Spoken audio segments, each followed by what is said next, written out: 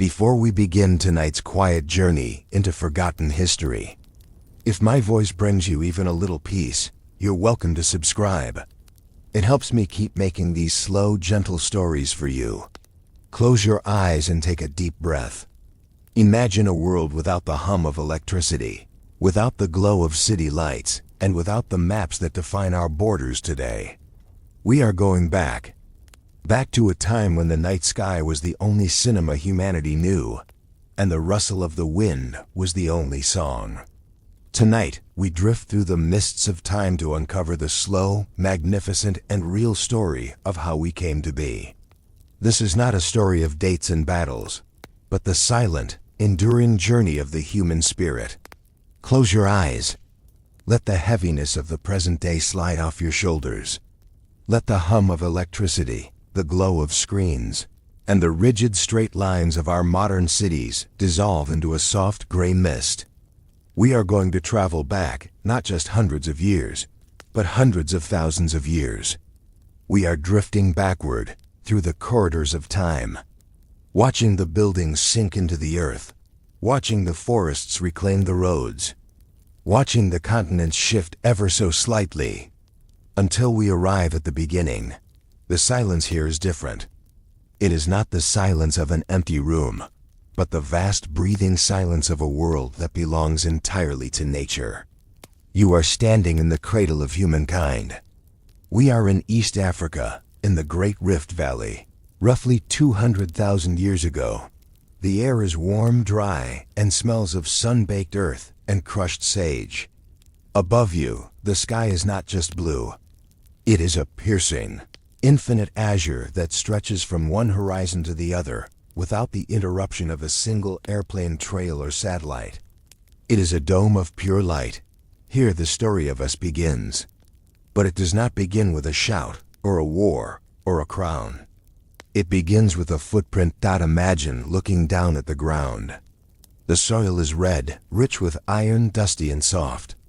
Imprinted in this red dust is a single footprint. It looks remarkably like yours. There is the curve of the heel, the arch of the foot, and the 5 distinct toes. It is the signature of a creature that has decided, against all evolutionary odds, to stand up, to walk on 2 legs, to lift its head above the tall grasses and look at the horizon. This is the era of the savanna. It is a landscape of staggering beauty and immense danger, a golden ocean of grass that sways rhythmically in the hot wind. Scattered across this ocean are the acacia trees, their flat tops spreading out like umbrellas to catch the fierce equatorial sun. They stand like sentinels, casting pools of dark, cool shade in a world of blinding brightness. Life here is lived entirely in the present moment. For our ancestors, the early Homo sapiens, there's no concept of next year or last century. There is only the sun rising, the sun crossing the sky, and the sun setting. There's the season of rain and the season of dust. Time is measured not by clocks, but by the migration of the wildebeest and the ripening of the wild figs. Let us walk with them. Imagine a small band of humans, perhaps 20 or 30 individuals. They are moving slowly through the tall grass. They are not the rulers of this world. Not yet. In fact, they are quiet, cautious figures in a landscape dominated by giants. There are elephants with tusks longer than a man is tall. There are lions with manes black as night, sleeping in the shade of the kopjes, the granite rock formations that jut out of the plains. The humans are physically unremarkable compared to these beasts. They have no claws to tear flesh. They have no thick fur to protect them from the cold night. They cannot outrun a cheetah or overpower a buffalo. They are, in many ways, the most vulnerable creatures on the plains. And yet, they possess a secret weapon, one that is invisible and silent: the human mind. Watch how they move. They do not march. They glide. Their dark skin glistens with a sheen of sweat, a biological marvel that allows them to cool down while moving in the heat of the day, a time when most predators are forced to rest. This ability to sweat, to regulate temperature, is one of the first great gifts of our biology. It allows these early humans to be the masters of the midday sun. They are foragers. As they walk, their eyes are constantly scanning the ground. This is not casual looking. This is a deep, analytical observation. They know the shape of every leaf. They know that a slight disturbance in the soil means a tuber is growing beneath. They know that a gathering of birds in the distance signals water or a carcass. A woman in the group pauses.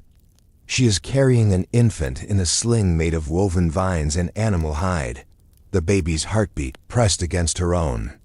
She kneels by a shrub that looks like nothing more than a tangle of thorns to the untrained eye.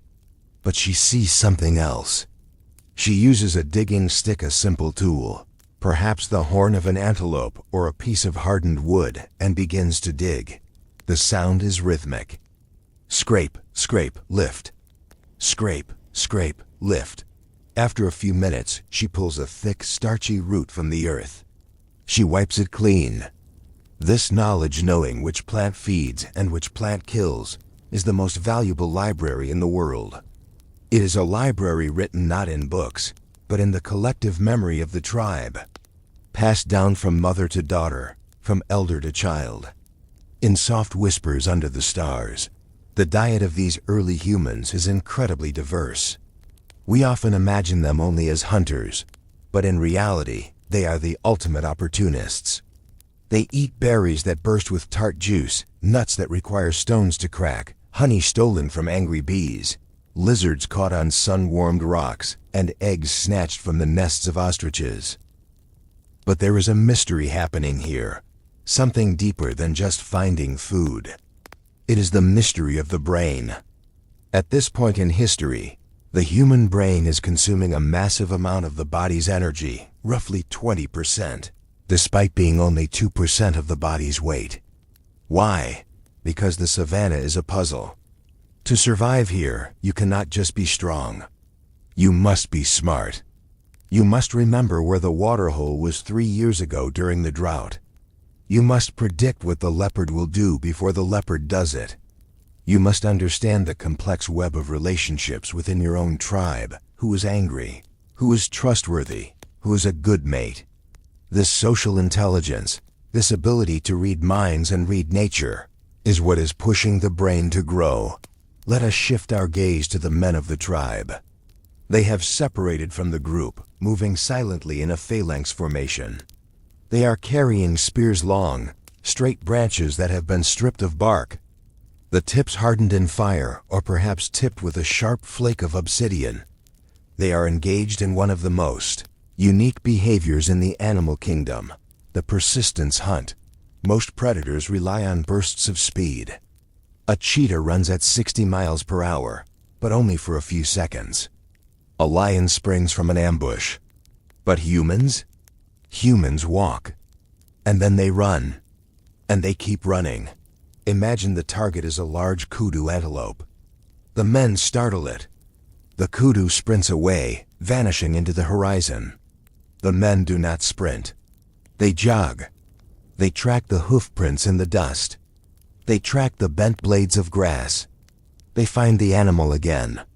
The kudu runs again, terrified. The men follow, maintaining a steady rhythmic pace. Thump, thump, thump, thump. The sound of their feet hitting the hard earth is the metronome of death. The kudu is faster, but it cannot sweat. It overheats. It must stop to pant and cool down. But every time it stops, the humans appear on the horizon, relentless, jogging, closer. This dance can go on for hours, sometimes half a day. It is a hunt based on endurance, on the refusal to give up.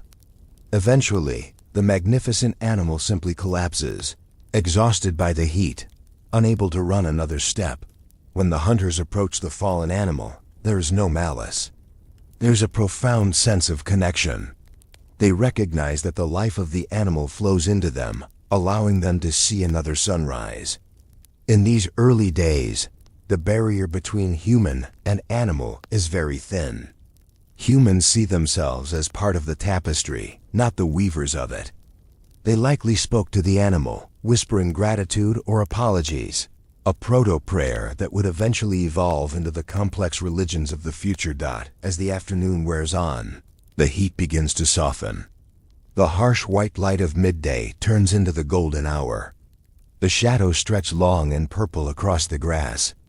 The tribe begins to reconvene. They seek high ground, perhaps a rocky outcrop or a cluster of caves, for safety against the coming night. This is the time of the social glue. The fire is built. We cannot speak of the ancient world without speaking of fire. Fire was the first technology, the first act of humans bending the laws of nature to their will.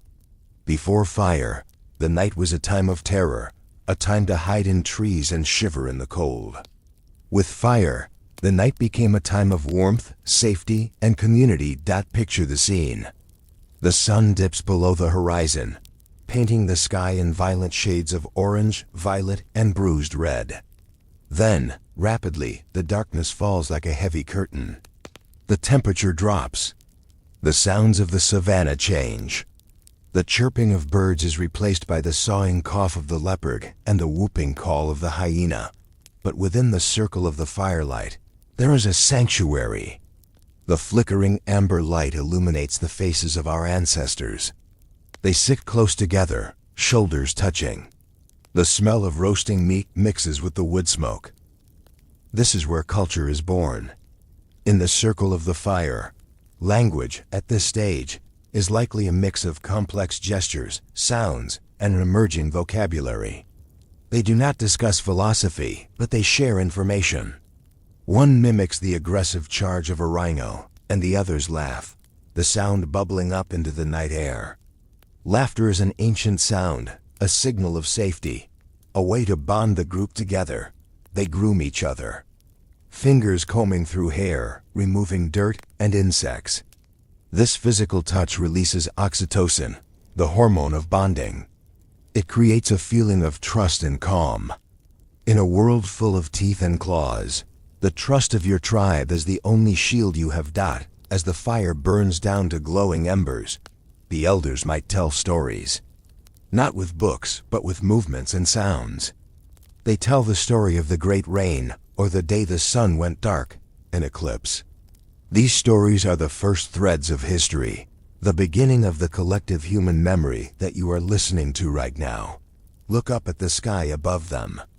The Milky Way is a river of crushed diamonds, so bright it casts a faint shadow on the ground. They look up at these stars, just as you do. They wonder, just as you do. What are those lights? Are they the campfires of ancestors? Are they the eyes of great beasts? This sense of wonder is what separates them from the apes. They are capable of abstract thought. They can imagine things that do not exist. They can plan for a tomorrow they have not yet seen. In the safety of the cave, or the makeshift shelter, sleep comes. But it is not the deep, unbroken sleep of the modern world. It is a light, vigilant sleep. One ear is always open to the sounds of the bush. They sleep in segments, waking to tend the fire, to soothe a crying child, to listen to the wind. This sleep is communal. The sound of 20 other people breathing around you is the ultimate lullaby. It says, you are not alone. And while they sleep, the world continues its slow, majestic turning. The continents are inching apart, fingernail growth by fingernail growth.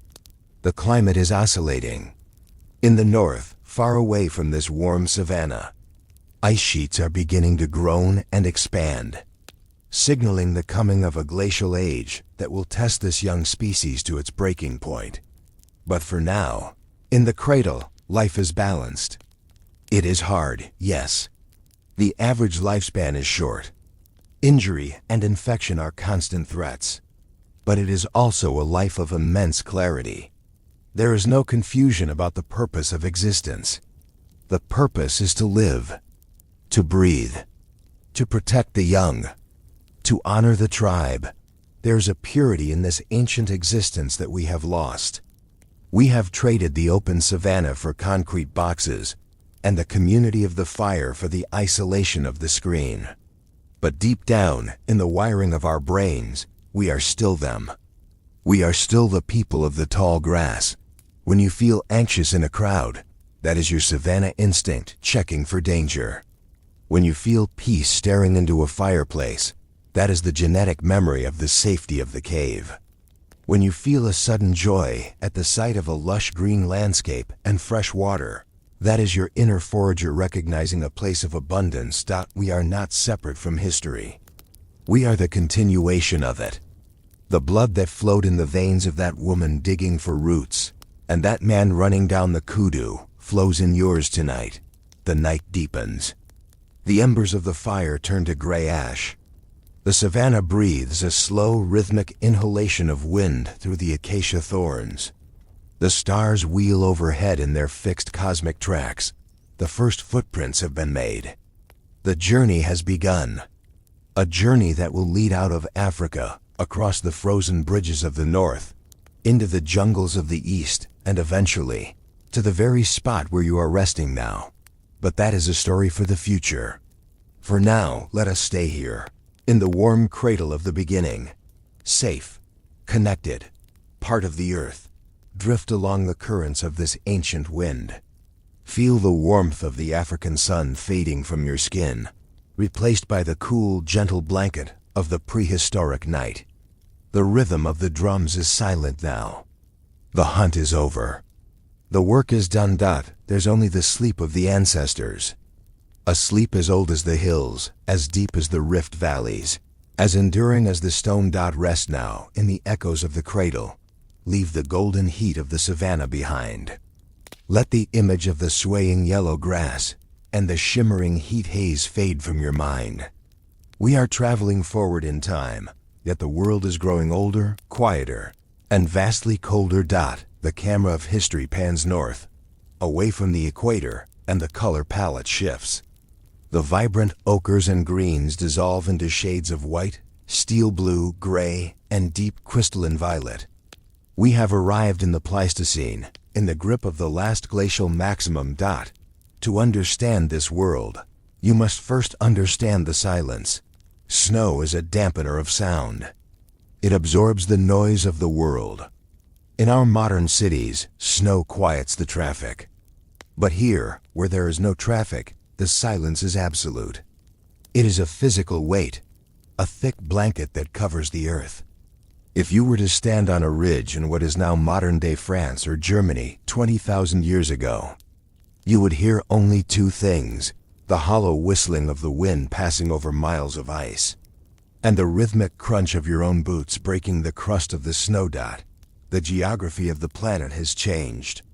The water that once filled the oceans is now locked away in massive, towering cathedrals of ice. Because of this, the sea levels have plummeted. The familiar maps of the 21st century are gone. The British Isles are not islands. They are part of the mainland, connected by a vast grassy tundra known as Doggerland. You could walk from London to Amsterdam without ever getting your feet wet. Dominating the north is the Great Ice Sheet. It is not merely a frozen lake or a snowy field. It is a wall, a cliff of ice that rises thousands of feet into the air, shimmering with an ethereal blue light. It moves, but so slowly that the human eye cannot perceive it. It grinds the mountains down to dust. It carves the valleys that will one day hold the rivers of the modern world. It is a beautiful, terrifying, indifferent monster of nature. And yet, incredibly, there are people here. The descendants of those savanna wanderers have pushed north. They have walked out of the heat and into the freeze. And in doing so, they have transformed. Look closely at them as they trudge through a valley floor, surrounded by snow-dusted pine trees. They are shorter, stockier than their ancestors. Their bodies have adapted to conserve heat. Their skin has likely lightened to absorb the weak UV rays of the northern sun. But the biggest change is not biological. It is technological. They are wearing the second skin. On the savanna, nakedness was freedom. Here, nakedness is death. These humans are wrapped in complex, multi-layered garments. This is not just a rough animal hide thrown over a shoulder. This is the result of one of the most underrated inventions in human history, the eyed needle. Imagine a small sliver of bone, carefully filed down against a rock until it is sharp, with a tiny hole drilled into the top. This tiny tool allowed humanity to conquer the cold. With it, they could sew. They could tailor. They wear undershirts of soft processed leather against their skin to trap air. Over that, heavy coats of reindeer fur or mammoth hide, with the fur facing outward to shed the snow. Their boots are marvels of engineering, leather soles lined with dried grass for insulation, stitched tight to be waterproof. They look less like primitive wanderers and more like seasoned polar explorers. They are moving towards their winter camp. The sun is setting, and in the Ice Age, the sunset is a lingering, melancholy affair. The sun hangs low on the horizon for hours, casting long, distorted purple shadows across the snow. The temperature begins to drop, plummeting to 20-30 degrees below zero. Ahead, there's smoke rising. It is not a cave they are heading to, but a structure built by human hands. In regions where wood is scarce, where the trees are stunted and few, they have built houses out of the only material available, the bones of giants. Imagine a hut, round and sturdy. Its frame is constructed from the massive curved tusks of the woolly mammoth. These ivory arches meet at the top, supporting a roof of stretched skins weighed down by heavy stones. The walls are reinforced with mammoth skulls and jawbones, stacked like macabre bricks, packed tight with sod and moss to keep out the wind. From the outside, it looks like a small mound in the snow. But crawl inside, through the tunnel-like entrance designed to trap the heat, and you enter a different world. Inside, it is warm. The air is thick and smells of burning bone marrow and animal fat. Wood burns too fast, so they burn bones. A slow, greasy, hot fire that can last all night. The floor is lined with pine boughs and thick furs. It is a cozy, cluttered, intimate space. A family is here. A grandmother sits near the fire. In this harsh climate, the elderly are vital. They are the keepers of knowledge. She knows how to soften leather by chewing at a task that has worn her teeth down to nubs, but has provided warm clothes for her grandchildren. She knows which lichens can be eaten when the hunt fails. A child sits beside her, watching her hands. She is carving a small figure out of soapstone. It is not a weapon or a tool. It is a woman, rounded and full, a Venus figure. This is art. In the midst of the freezing void, humanity is taking the time to create beauty. It creates a psychological warmth that is just as important as the physical fire. The food they eat is rich and heavy. There are no salads here, no tropical fruits. It is a diet of high-fat meat. Reindeer, horse, bison, and mammoth. They roast the meat over the bone fire. They crack open the long bones to suck out the nutrient-dense marrow, which tastes like creamy, nutty butter. This fat is the fuel that keeps their internal furnaces burning against the cold. Outside the bone hut, the wind picks up. A blizzard is forming. The snow begins to swirl, erasing the horizon. But there is another presence in the camp, something that marks a profound shift in history. Lying near the entrance, curled into a ball with its nose tucked under its tail, is an animal. It looks like a wolf, but its ears are slightly softer, its snout slightly shorter. It lifts its head as the wind howls, its amber eyes checking the human's. This is the dawn of the dog. Sometime in the deep freeze, the ancient truce was formed. Perhaps a wolf was outcast from its pack and followed the smell of cooking meat. Perhaps a human tossed a bone, not out of fear, but out of curiosity. Over generations, the distance closed. Now they are partners. The dog offers warmth on freezing nights, the origin of the phrase, a three-dog night. It offers ears that can hear danger miles away. In exchange, the human offers fire and food. It is the first alliance humans have made with another species, a friendship forged in the ice that will last until the end of time. Let us drift back outside. into the blizzard and travel further afield. The world of the Ice Age is not empty. It is populated by creatures of immense majesty, the megafauna. If you could stand safely on a snowy ridge and look down into the valley, you might see them. The woolly mammoths. They are essentially walking mountains. Shaggy coats of dark brown hair hang almost to the ground, matted with snow. Their tusks curl outward, 10 feet long, used as snowplows to sweep away the drifts and reveal the dry grass beneath. They move with a slow, swaying grace. They are social, intelligent, and communicative.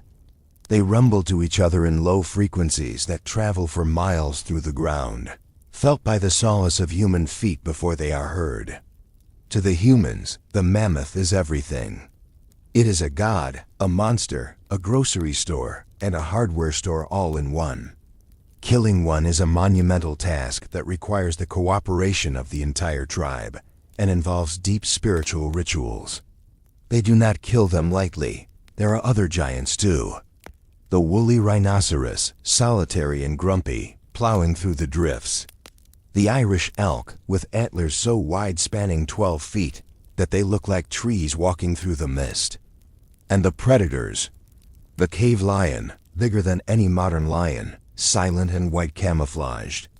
The cave bear, a slumbering giant that competes with humans for the best shelters. Survival here is a game of calories. Every movement must be calculated. You do not run unless you have to.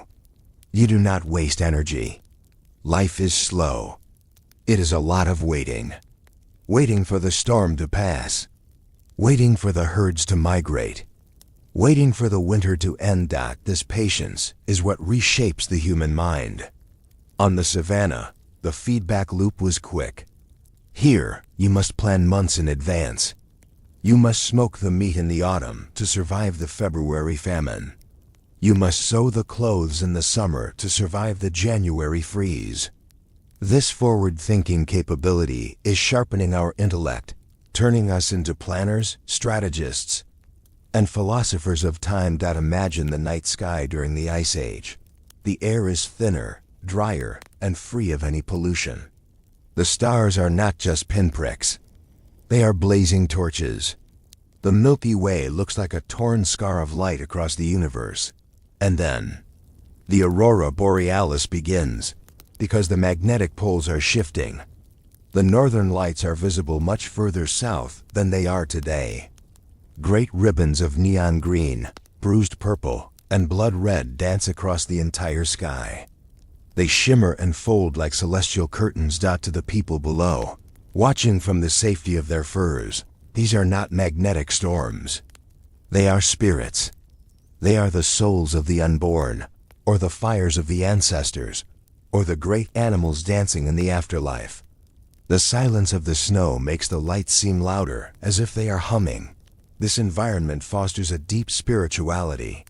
In the deep caves of Europe, Lascaux, Chauvet, Altamira humans are doing something extraordinary. They are venturing deep underground into the pitch black, carrying torches of burning animal fat. The air in these caves is cool and damp. The silence is profound. In the flickering light of the torch, the walls seem to move. The natural bumps and curves of the rock remind them of the shoulder of a bison or the flank of a horse.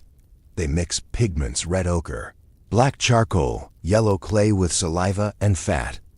They place their hands against the wall and blow pigment over them, leaving a negative imprint. "I was here," the handprint says. "I existed." Then they paint the animals. Horses running, lions hunting, rhinos fighting. In the flickering torchlight, the paintings act like a primitive cinema. The animals seem to breathe and move. This is not just decoration. This is magic.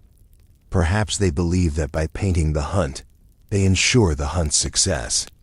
Or perhaps they are simply overwhelmed by the beauty of the world and need to capture it. As the winter drags on, the world becomes a test of endurance. The snow piles higher. The days grow shorter until there's only a few hours of gray twilight. This is the time of storytelling, huddled together for warmth, The humans weave complex mythologies. They tell stories of the sun god who has been stolen by the wolf of winter, and the hero who must retrieve it. These stories are not just entertainment. They are survival manuals encoded in metaphor.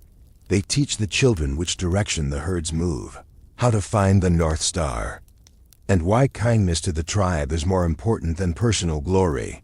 There's no room for selfishness in the ice age. A lone human is a dead human. If you hoard food, the tribe dies. If you fall, the tribe carries you. Archaeologists have found skeletons from this era of people with healed broken legs or withered arms who lived to old age. This proves that they were cared for. Compassion was the survival strategy of the species. Let us return to the sensation of the cold. It is a clean cold. It purifies. It creates a world of stark contrasts. The blinding white outside and the deep, amber warmth inside. Imagine you are one of them, lying under a heavy pile of furs as the storm rages outside. You can hear the wind battering the mammoth bone hut, a high-pitched keening sound. But the walls hold. The structure is sound. You feel the slow, rhythmic breathing of your family sleeping beside you. The dog is curled at your feet, a solid weight of heat. Your stomach is full of dried meat. Your body is tired from the labor of scraping hides. But your mind is at peace. The complexity of the modern world does not exist. There are no emails, no deadlines, no taxes, no traffic. There is only the elemental truth of staying warm. You drift into sleep, listening to the crackle of the cooling bonfire. Outside, the glaciers are inching forward, grinding the earth, shaping the continents. But in here, in this tiny pocket of humanity, there is safety. This era, this silent freeze, lasted for thousands of years. It shaped us. It made us resilient. It taught us to sow, to build, to plan, and to dream. It forced us to become the caretakers of fire. As you lie in your bed tonight, safe and warm, remember that you are the descendant of these survivors. The ability to feel cozy, the joy of a warm blanket, the comfort of a hot meal on a cold day, these are feelings that were forged in the long winter of the Pleistocene. The storm outside is passing now. The wind is dying down to a whisper. The clouds are breaking, revealing the silent, watchful moon reflecting off the endless ocean of snow. The world is still. The woolly mammoths are sleeping standing up, like great hairy boulders in the mist. The cave lions are curled in their dens. The ice age is a long, slow dream. A time of rest for the earth. A time of incubation for humanity. Drift deeper into the white silence. Everything is slow. Everything is soft. The snow falls, flake by flake, adding layer upon layer to the history of the world. Soft, cold, quiet, safe. The fire is just a glow now. The story of the ice is paused at sleep in the warmth of the shelter. While the great white world stands guard outside, let the memory of the biting wind and the endless, blinding white of the ice age gently subside. We are moving closer to the source of warmth, closer to the center of the world, where the very narrative of humanity was fundamentally rewritten. We have arrived at the hearth. Imagine a small, cleared area within the mouth of a deep limestone cave, or perhaps just a ring of stones nestled safely against a cliff face. The sun has long since sunk beneath the horizon, and the world outside the immediate perimeter is swallowed by a darkness so complete, so absolute, that it feels like a physical presence. The stars above are impossibly bright, but they offer no comfort against the predators that roam the night then. There is the glow. This is not the steady, sterile light of our modern lamps. This is a flickering, breathing, living entity. It is fire, a force of such primal transformative power that its presence alone divides human history into two distinct epochs, the time before and the time after. In the ancient Greek myths, the Titan Prometheus stole fire from the gods and gave it to humankind, bringing enlightenment and progress. This ancient story acknowledges a profound, real historical truth. The ability to control flame was the single greatest technological leap our ancestors ever made. It was the moment humanity stopped being merely a participant in the ecosystem and became its chief engineer. Listen now to the sound of it. The fire is not loud, but it is insistent. It crackles and pops as the last vestiges of water trapped within the wood turn to steam. It hisses as a bead of animal fat drips into the glowing embers. It offers a low, steady roar, a sonic blanket that reassures the nervous mind. This sound is the original heartbeat of civilization. The circle of light cast by the flames is small, perhaps 30 feet across. But within this circle, everything changes. The light is not constant. It moves, it dances. It throws shadows long, exaggerated, twisting shadows onto the cave wall. And it is in this interplay of light and shadow that our minds began their final, glorious expansion. Before fire, the entire existence of our species was dictated by the sun. When the sun went down, the working day ended. Fear rose, and activity ceased. Life was short, brutish, and constrained by the limits of daylight. With fire, humanity gained the night. The circle of firelight became the first university, the first temple, and the first parliament. It was a space where people could gather, safe from the beasts of the night who are biologically terrified of the dancing light. Fire is a living wall, a shield of heat that no large predator will cross. In that warm circle, the stress hormones drop. The anxiety that defined the daylight scramble for survival is replaced by a profound, relaxing sense of community.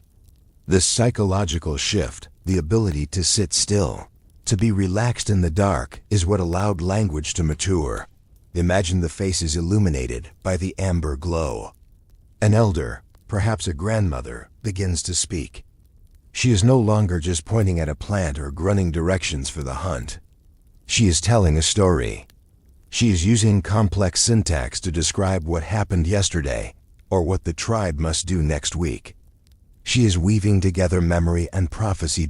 As she speaks, the firelight makes the shadows of her gestures enormous on the wall. The movement of her hands becomes a mammoth stampeding, a wolf howling, or a river flowing. Language and art are born simultaneously in the flickering shadow play.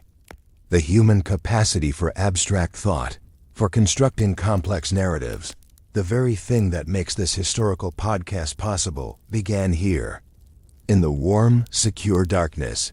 But the most profound change that fire brought was not social. It was biological. It was the invention of cooking. Raw food, meat, roots, tough grains, requires immense energy to chew, digest, and process.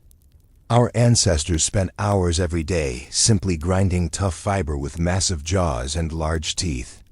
Digestion required a long, complex, and energy-hungry gut. Fire changed everything. When meat is cooked, the proteins are denatured, making them easier to break down.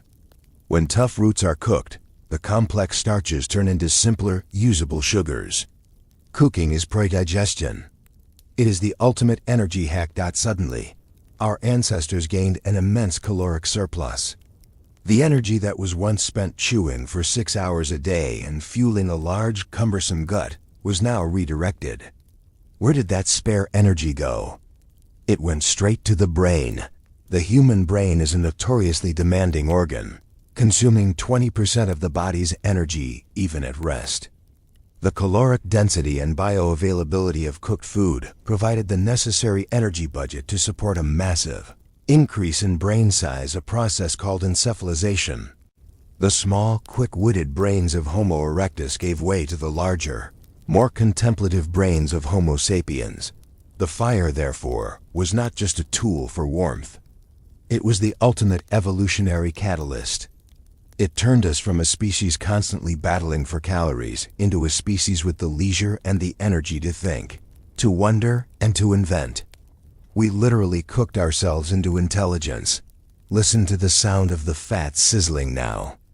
It is the sound of cognitive revolution. It is the sound of evolution accelerating. Beyond cooking and community, fire was mastery. It was the first industrial tool. Imagine the wood.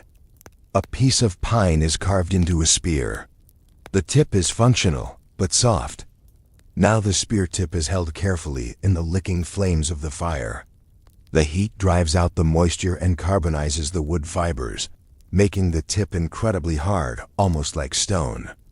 Fire turned soft wood into a resilient weapon. Later, the ability to control heat would lead to ceramic shaping wet clay and using fire to transform it into waterproof, permanent vessels for storing water and food.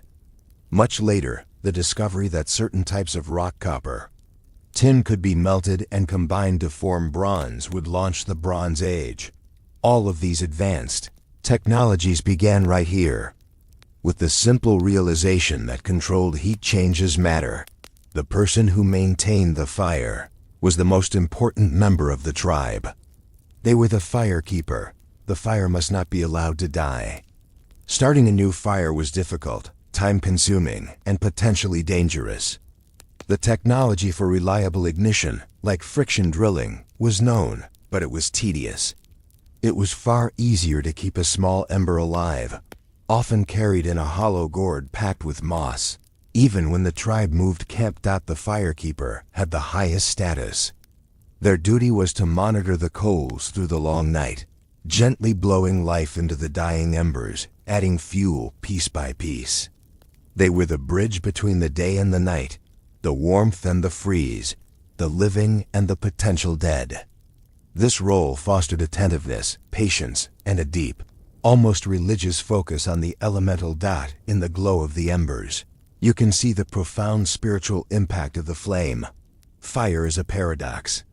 It is the source of all comfort, yet it is utterly destructive. It is warm, yet it is painful. It rises, reaching toward the stars, its smoke carrying the scent of the hearth up to the heavens. Early humans saw fire as the essential connection between the earthly world and the celestial world. It symbolized life, death, and renewal.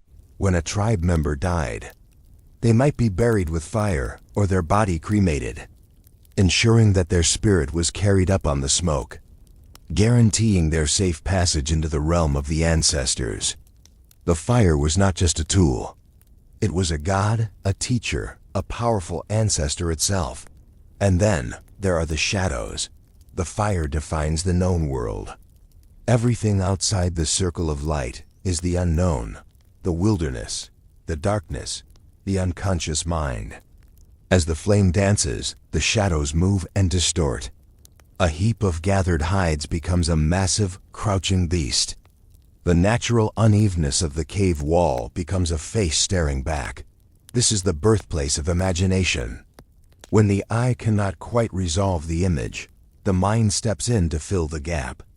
In the shadows, the early humans placed their fears, their gods, their monsters, and their dreams. The shadows were where the mysteries resided. The steady, predictable rhythm of the fire allowed them to safely contemplate the unpredictable nature of the dark. Listen to the rhythm of the crackle. Crackle, hiss pop. Crackle, hiss pop. It is a reassuring rhythm, a steady beat that harmonizes with your own breath. The long, slow night outside the cave is vast and cold, but inside, you are enveloped in a pocket of manufactured warmth. Feel the heat on your skin. It is comforting, dry, and pure. There is no urgency here. There is just the slow turning of the earth and the patient burning of the wood. The day's labors are done. The food is cooked. The predators are kept at bay. The firekeeper is watching the coals. The human mind, now fueled by rich calories and calmed by the warmth, drifts into deeper contemplation. Our ancestors are not just surviving anymore. They are thriving. They are planning. They are dreaming. The spark of genius that separates us from all other life is fully ignited. The mastery of fire allowed us to survive the silent freeze of the Ice Age and provided the cognitive leap. necessary for the invention of agriculture, cities, and the complex structures of the ancient world that are yet to come. As the late night hours deepen, and the vast cold universe wheels above the mountain, the fire begins its slow, natural decline. The flames soften. The bright yellow turns to a deep, restful red. The smoke is thin and sweet. The embers glow like the eyes of sleeping gods. You are safe. You are warm. You are surrounded by the legacy of Prometheus. The most transformative power on earth is working for you, driving away the cold, keeping the darkness at bay. Sink into the deep, rhythmic, ancient comfort of the firelight. Let the gentle hiss of the dying embers be your lullaby. You are home. You are protected. Allow the warm glow of the Promethean fire to recede, settling into the quiet, deep warmth within your chest. Now we leave the communal safety of the cave entrance, where the fires burned and the stories were told. We are going deeper. We are following the narrow, winding passage that leads into the profound silence of the earth itself. This is the journey to the heart of consciousness. This is the moment when humanity realized it possessed a soul, and that soul needed a canvas. The caves of the Paleolithic era, caves like Lascaux in France, Altamira in Spain, and the breathtaking, rarely seen Chauvet, were not used as homes. They were shrines. They were portals. They were the world's first grand museums, built by people who walked the earth 30,000 years ago, during the depths of the silent freeze. Imagine the descent. The air immediately turns cold, chilling the skin through the layers of stitched fur. The sounds of the outside world, the howl of the wind, the distant cry of a predator, are instantly muffled. There is only the drip-drip of water, a sound that has marked geological time for millennia. The path is uneven, slick with damp clay and calcified minerals. To navigate this absolute blackness, the ancient artists carry a small, fragile light source, a stone lamp. It is a shallow dish carved from soft stone, filled with animal fat, often rendered marrow, with a wick made of moss or twisted fiber. The light it casts is small, flickering, and intense, creating more shadows than it dispels. This is a world of the subconscious. Every step taken here is a step away from reality and towards the spiritual. The total darkness, pierced only by the weak, dancing flame, induces a psychological state close to trance. Now, pause with them in the first grand chamber. Turn off your imaginary lamp. The darkness that results is not just the absence of light. It is a weight. It is the original void, a deep, silent, encompassing nothingness that surrounds and presses in on the fragile human mind. It is in this profound, sacred darkness that the impulse to create, the impulse to leave a trace, becomes overwhelming. The art they created was not easy. It was an act of immense dedication and patience, performed in an environment that actively resisted human intrusion. First, the canvas. The walls themselves are ancient limestone, smoothed by water over eons, sometimes coated in a shimmering layer of calcite. The artists did not simply paint on a flat surface. They engaged in a profound dialogue with the rock. They studied the wall for weeks, maybe months. They would find a natural bulge in the stone, an outward curve, and that curve would become the pregnant belly of a bison. A jagged crack or a fissure would become the mane of a horse caught in motion. They used the three-dimensional texture of the cave to give their two-dimensional drawings the illusion of movement and life. The rock itself was not merely a substrate. It was a co-creator. Next, the palette. The colors they used are stunningly permanent, still vivid tens of thousands of years later, having resisted moisture and time. They ground natural earth pigments, red ochre, the color of blood and life, derived from hematite, iron oxide, yellow ochre, the color of dry earth and sun. Also iron-based. Black, made from manganese dioxide, or soot from burning bone and wood charcoal. White, derived from calcified clay. These minerals were ground with mortar and pestles, mixed with binders, often water, saliva, or most importantly, animal fat and marrow. The fat made the paint smooth, rich, and adhesive, ensuring it would survive the millennia. The human breath and the animal's life force were literally mixed into the pigments. The tools of the trade were simple, yet ingenious. They painted with moss, brushes made of animal hair, frayed sticks, and most miraculously, they sprayed paint using hollowed-out bird bones or reeds. By filling their mouth with the pigment mixture and blowing it carefully over a stencil, a hand placed on the wall.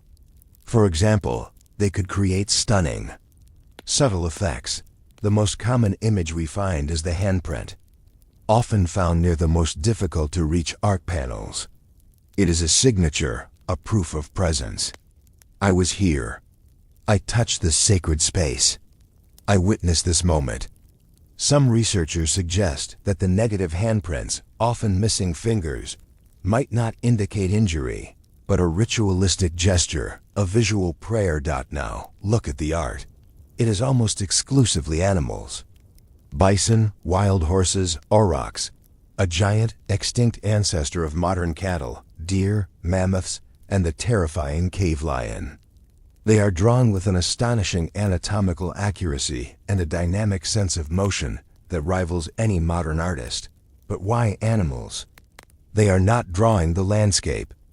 They are rarely drawing plants. They are almost never drawing the daily events of the camp.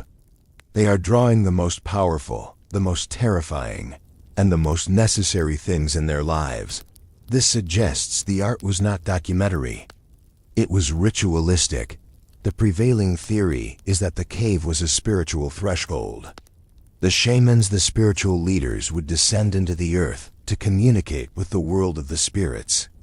These deep caves, often acoustically resonant, may have been used for sensory deprivation ceremonies. In the flickering light, after possibly consuming mind-altering plants or simply fasting, the shamans may have experienced altered states of consciousness. The paintings they saw and created were the result of that vision, a visual record of the spirit world they entered. They were communicating with the mothers of the animals. The life force that sustained them, the massive herds, was believed to reside deep within the earth. By painting the animals on the walls, they were performing a sympathetic magic, ensuring the continued abundance and fertility of the prey. Literally drawing the animals out of the stone. Notice the mystery of the composition. The animals often overlap, one on top of the other, without any sense of perspective or ground. This suggests that the image itself, the accumulated power of the beast, was more important than the single, perfect picture. It is a palimpsest of power, layer upon layer of painted prayer. And then, there are the enigmatic signs. These are the true mystery of the stone canvas. Interspersed among the perfect, realistic renderings of the bison and horses are abstract shapes, red dots and rows of dashes, grids, squares, and cross-HECHINGS. Simple lines, arrows, and serpentine meanders. These symbols appear again and again across vast distances and different time periods. They are not random. Are they proto-writing? Are they the first steps toward an alphabet, used to convey complex ideas beyond drawing? Are they map features, astronomical symbols marking lunar cycles? The debate continues, offering a profound glimpse into a symbolic, organized mind, struggling to catalog the world. They remind us that the complexity of ancient thought is often hidden beneath the simplicity of the tools. Let us stand again in that dark, silent chamber, the only light coming from the lamp held aloft by an ancient artist. Listen to the sounds of creation, the soft scraping of charcoal on the rough wall, the quiet she of the powdered pigment being blown through the bone reed. It is a rhythmic, meditative sound. In the shadows, the silence of the earth is broken only by the human breath. This act, the patience, the cooperation, the shared belief in the power of the image, is the ultimate proof of the development of the human spirit. They were no longer just reacting to the world.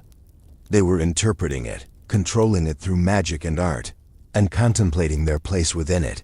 The very choice of the Fafa location, deep within the earth, speaks to the symbolic power of the cave. The cave is the ultimate feminine symbol. It is dark, warm, protective, and fertile. It is the place where life originates and where the spirits reside. By entering the cave, the humans were returning to the womb of the Mother Earth, seeking guidance and strength for the trials of the frozen world above. Imagine the artists finishing their work. They step back, holding the lamp high. The shadows dance one last time, making the painted horses seem to gallop across the ceiling. They leave no waste, no rubbish, only the stone lamp and the art. Reverence for the place demands that it be left as sacred as they found it. They turn and begin the slow ascent back to the surface. The darkness is slowly replaced by the gray light of the cave mouth, then the stark white light of the frozen world. They leave the magic behind, knowing the spirits of the animals are now captured, waiting to be called upon. The art they left behind is a time capsule of their deepest beliefs. It tells us that, even when fighting for survival in the harshest climate the world has ever known, the human soul required more than just food and warmth. It required meaning. It required beauty. It required connection to the unseen world. These paintings are not just history. They are the echoes of the first deep thought, the first spiritual yearning, and the first recognition that life itself is a sacred, fleeting work of art. As the memory of the cold, sacred stone fades, let the quiet reverence of the cave settle over you.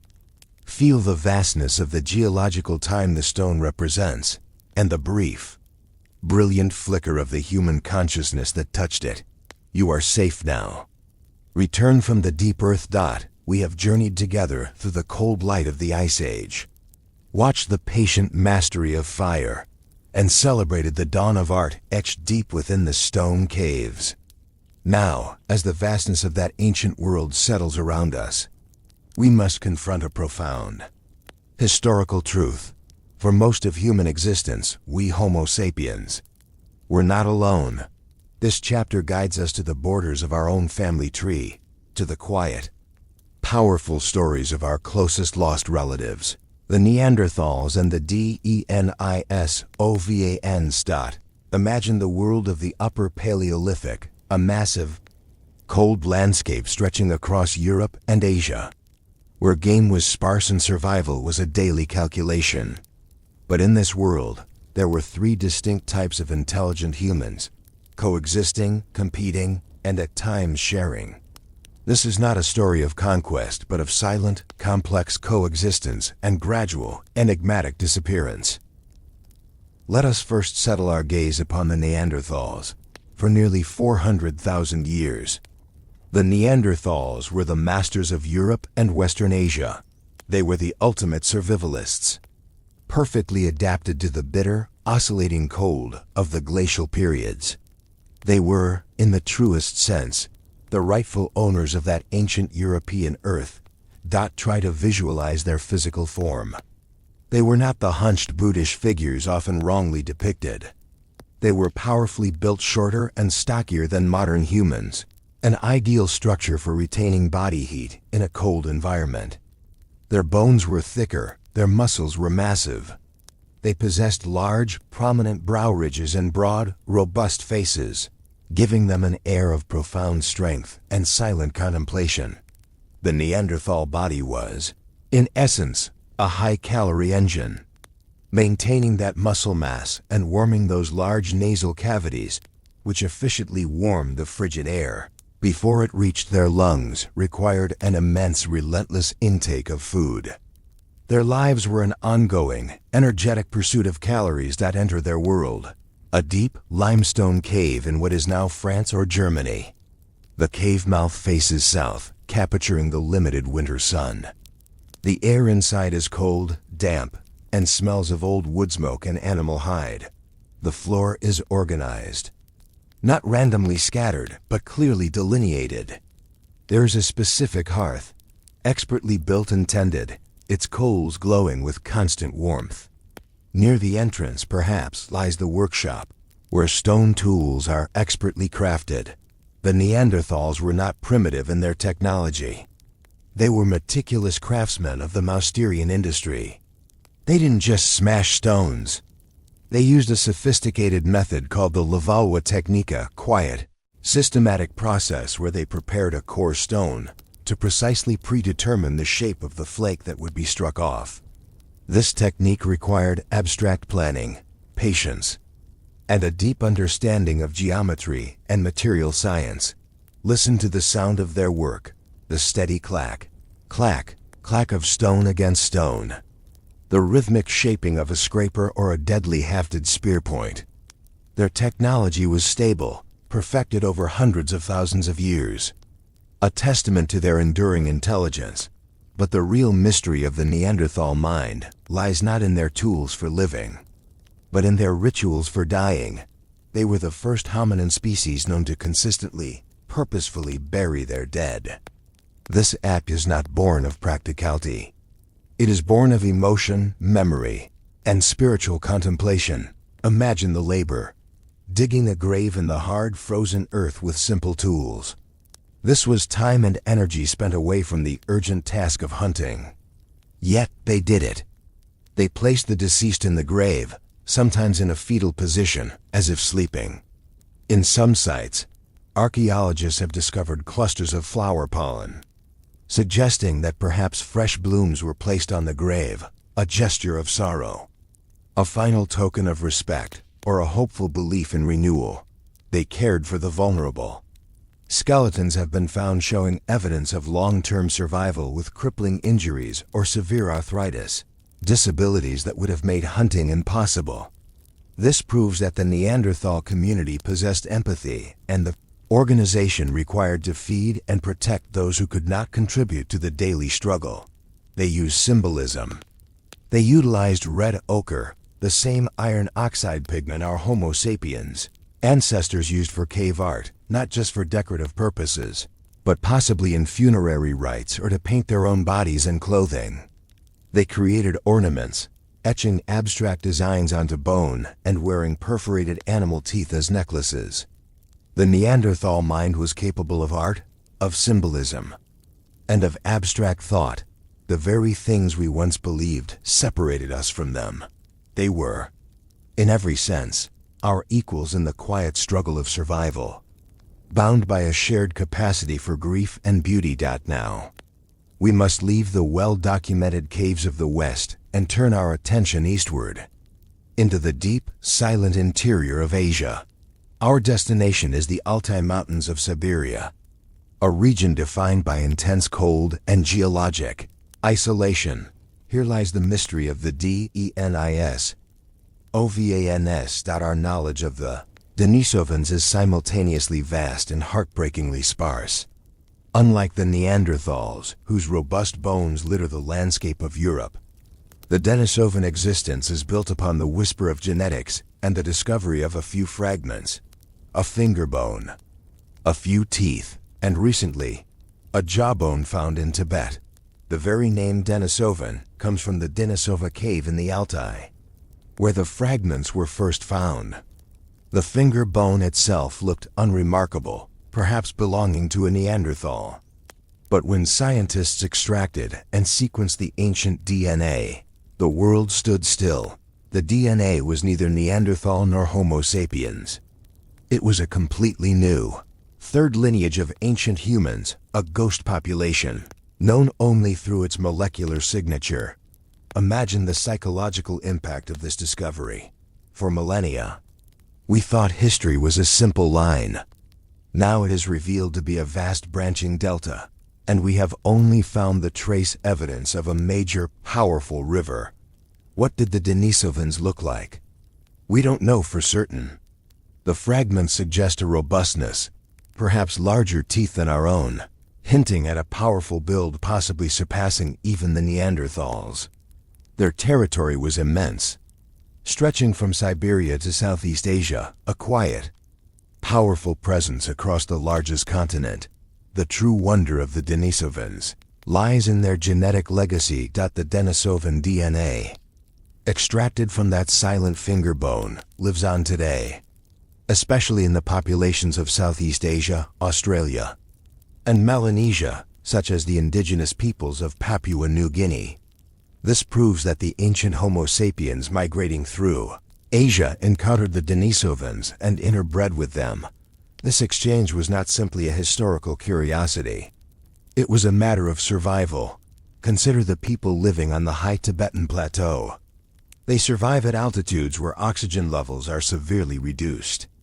Researchers discovered that their ability to thrive in this extreme environment is linked to a specific gene variant, EPAS1, which regulates the body's response to low oxygen. This gene was inherited directly from the Denisovans, who had adapted to the high-altitude environment first. The Denisovans provided the necessary genetic blueprint for Homo sapiens to colonize the world's highest mountains. They gave us the key to unlock territory. This shared genetic history paints a fascinating, complex portrait of the ancient world. The reality was not a monolithic landscape of pure Homo sapiens. It was a world where three distinct human types, each with different strengths, adaptations, and cultures met, avoided, traded, and mated. Today, nearly all modern people of non-African descent carry between 1% and 4% Neanderthal DNA. This small percentage is not useless genetic noise. It is a profound inheritance. These genes often govern our immune system, helping us fight the novel European pathogens the Neanderthals had adapted to. Our skin and hair color, and ironically, our predisposition to certain modern diseases. The Neanderthals and Denisovans are not truly extinct. Their strongest, most useful genetic qualities are woven into the very fabric of our being. We are a hybrid species, walking repositories of ancient genetic knowledge. But the question remains, silent and profound. Why did they disappear? The final demise of both the Neanderthals, who faded around 40,000 years ago in Europe, and the Denisovans, who disappeared slightly later in Asia, was not a dramatic cataclysm. It was a slow, persistent fade, a loss of the gentle, patient rhythm of life. Several factors, working in subtle combination, likely led to their quiet extinction. Energy demands. The Neanderthals' robust, high-calorie body was magnificent in the deep cold, but less efficient in a fluctuating climate. When resources tightened, their massive caloric requirement became an unsustainable burden compared to the leaner, more flexible Homo sapiens. Social networks. Evidence suggests Neanderthals lived in small localized family groups. Homo sapiens built larger, more fluid social networks across vast distances, enabling them to share knowledge, trade resources, and gain mutual support during times of crisis.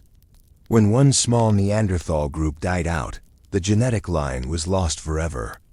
When a small Homo sapiens group failed, they were quickly absorbed or replaced by the larger network. Dietary flexibility. Neanderthals were hyper-specialized hunters, relying heavily on big game. Homo sapiens were omnivores, utilizing fish, birds, small game, and a wide variety of plants. A broader, more flexible resource base that gave them a critical advantage during climate stress. Cultural absorption.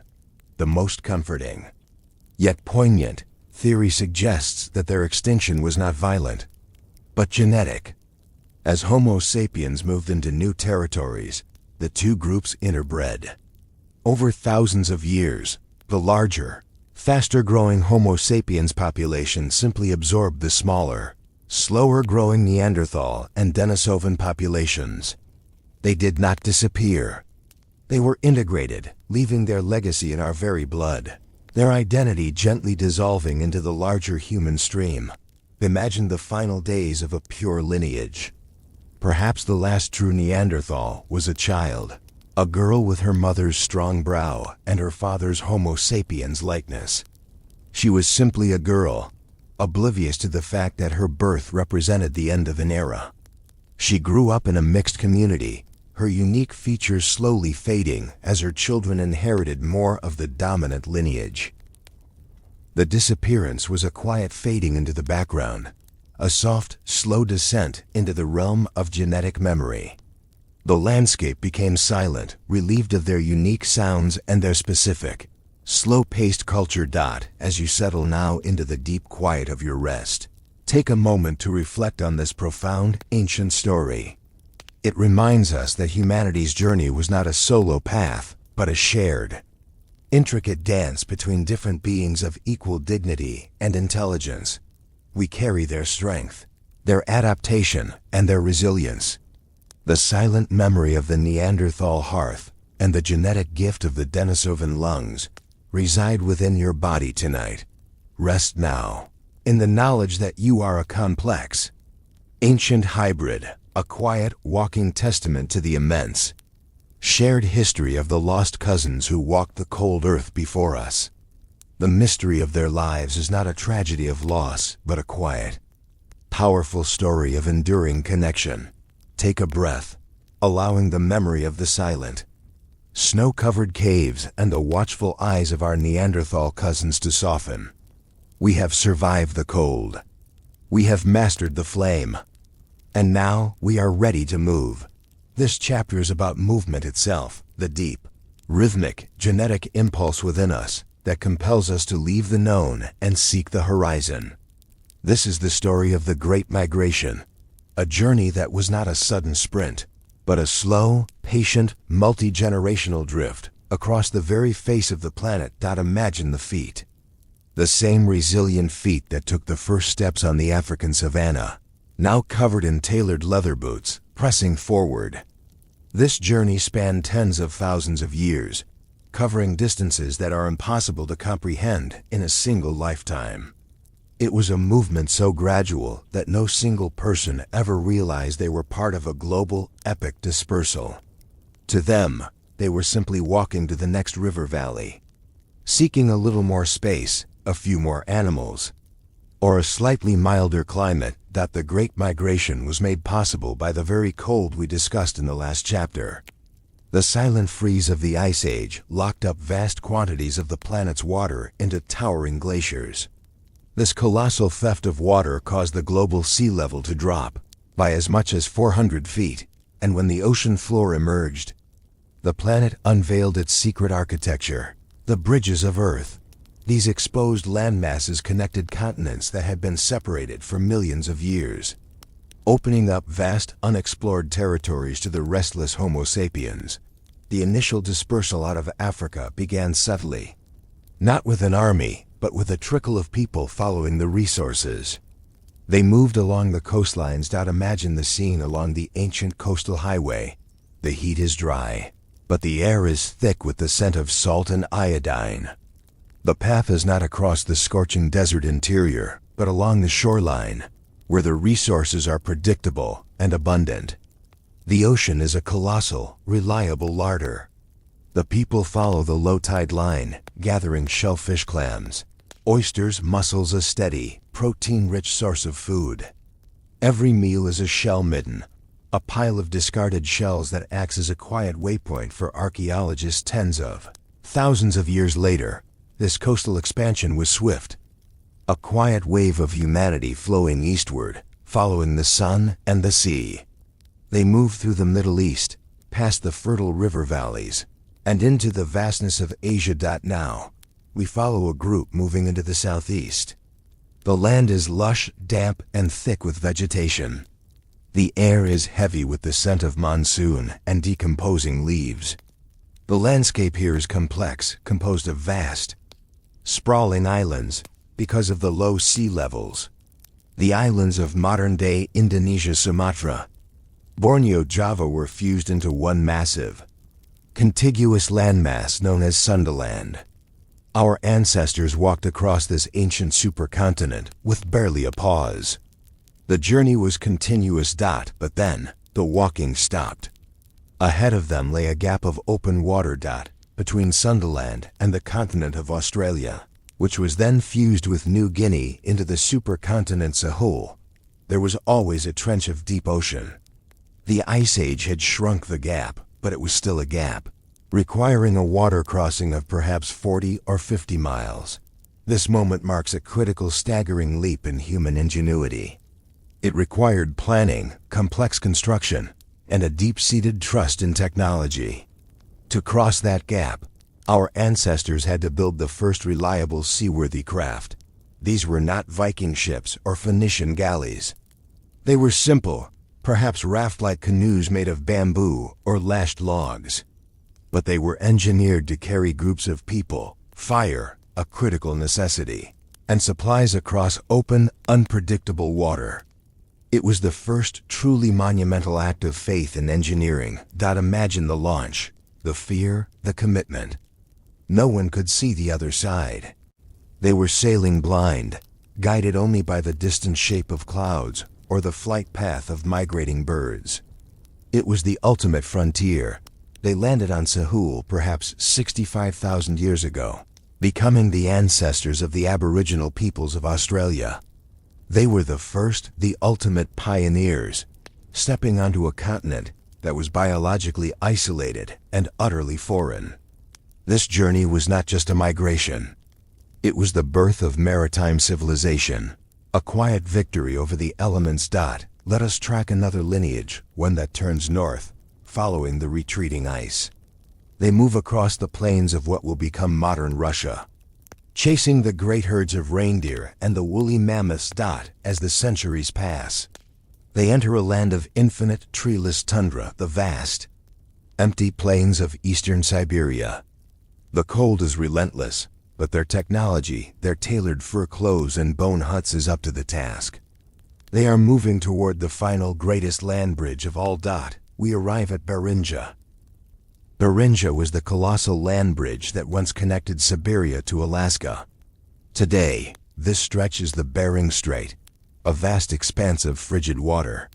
But during the last glacial maximum, the falling sea level exposed a region the size of 2 modern-day Texas states. It was not a narrow neck of land. It was a huge, sprawling subcontinent. Imagine standing on the Asian side. The sky is immense and low-hanging. The ground is permafrost, a layer of perpetually frozen earth covered by sparse, tough grass. The sound is the wind, the low calls of migrating birds, and the soft, steady tread of caribou hooves. There are no trees, only a flat, unending expanse. The people who crossed this bridge, the ancestors of all Native American populations, did not realize they were crossing continents. They were simply following the herds. They were following their food source into a land that promised fresh grazing and open territory. This was a long, slow wait. The people did not rush across Beringia.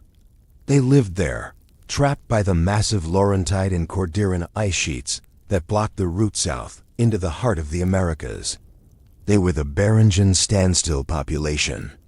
For thousands of years they lived in this immense lonely land, waiting patiently for the climate to shift. Then, about 15,000 to 16,000 years ago, the ice began to groan and retreat. A narrow, ice-free corridor opened up, a slow, winding path of exposed land between the towering glaciers. It was the crack in the door to the final continent. The moment the corridor opened, the flow began. The pace of movement across the Americas was astonishingly fast. Once they stepped into the vast, untouched continent, the group spread out like water poured onto a flat surface. They moved south, following the rich new hunting grounds, the giant ground sloths, the ancient camels, and the massive, flightless birds. In the span of only a few thousand years, our ancestors moved from Alaska to the southern tip of Patagonia, mastering every single ecological zone on the way: the deserts of the Southwest, the humid jungles of Central America, and the high-altitude peaks of the Andes. This entire global journey, from the tropical cradle in Africa to the frozen plains of Tierra del Fuego, was accomplished by the same resilient species, possessing the same fundamental technology: fire, tailored clothes, spear throwers, and most importantly, an insatiable curiosity and the ability to cooperate, The Great Migration is a testament to the power of genetic restlessness. Why keep walking? Why not settle by the nice river? The answer lies in the human mind.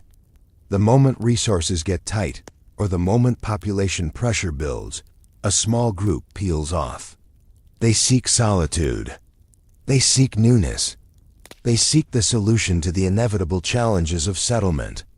The urge to explore is not an aberration. It is a feature of Homo sapiens. The quiet mystery of this movement is preserved in our DNA. Imagine the human genome as a vast, complex map. By tracing the tiny mutations that occur generation after generation, scientists can literally map the footsteps of our ancestors. The mitochondrial DNA, passed exclusively through the female line, tells the story of the mothers, the path of mitochondrial Eve's descendants flowing across the continents. The Y chromosome DNA, passed exclusively through the male line, tells the story of the fathers and the paths they took. These genetic maps confirm the story of the coastal highway, the slow flow through Asia, the long wait in Beringia, and the rapid settlement of the Americas. Every person listening to this story carries a genetic passport that can be traced back to those first groups that left Africa, perhaps 70,000 years ago. You are literally walking history. As the memory of the long walk fades, feel the vastness of the planet under your feet. The immense, slow clock of geological time is ticking. The ice sheets are beginning their final reluctant retreat.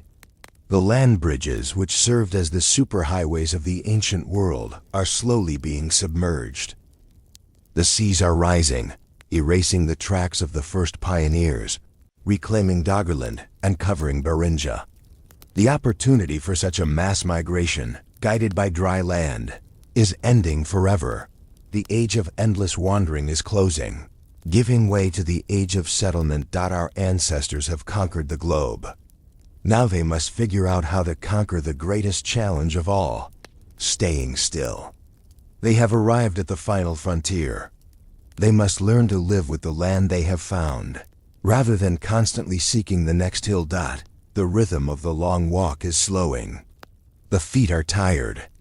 The minds are filled with the maps of 10,000 miles. Rest now and feel the solid earth beneath you.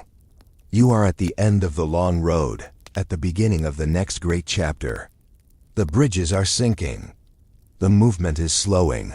Let the memory of the endless migration, the rhythmic, purposeful stride of our ancestors settle into a quiet stillness. Our focus now narrows to a single, unassuming mound of earth high upon a plain in southeastern Anatolia, in what is today Turkey. This chapter is about a mystery so profound that it forces us to rewrite the entire story of civilization. It is the story of a place called Göbekli Tepe, which translates simply to Potbelly Hill. For generations, the traditional historical narrative held a simple, linear truth. First came agriculture, which allowed people to settle in one place. Then came settlement, which created surplus food. Finally, the surplus allowed for leisure, which gave rise to religion, art, and monumental architecture. Göbekli Tepe quietly, profoundly, and irrevocably inverts this entire sequence. Imagine standing on the summit of this hill. The date is approximately 11,600 years ago. The world is just emerging from the Younger Dryas, a final, cold snap of the Ice Age.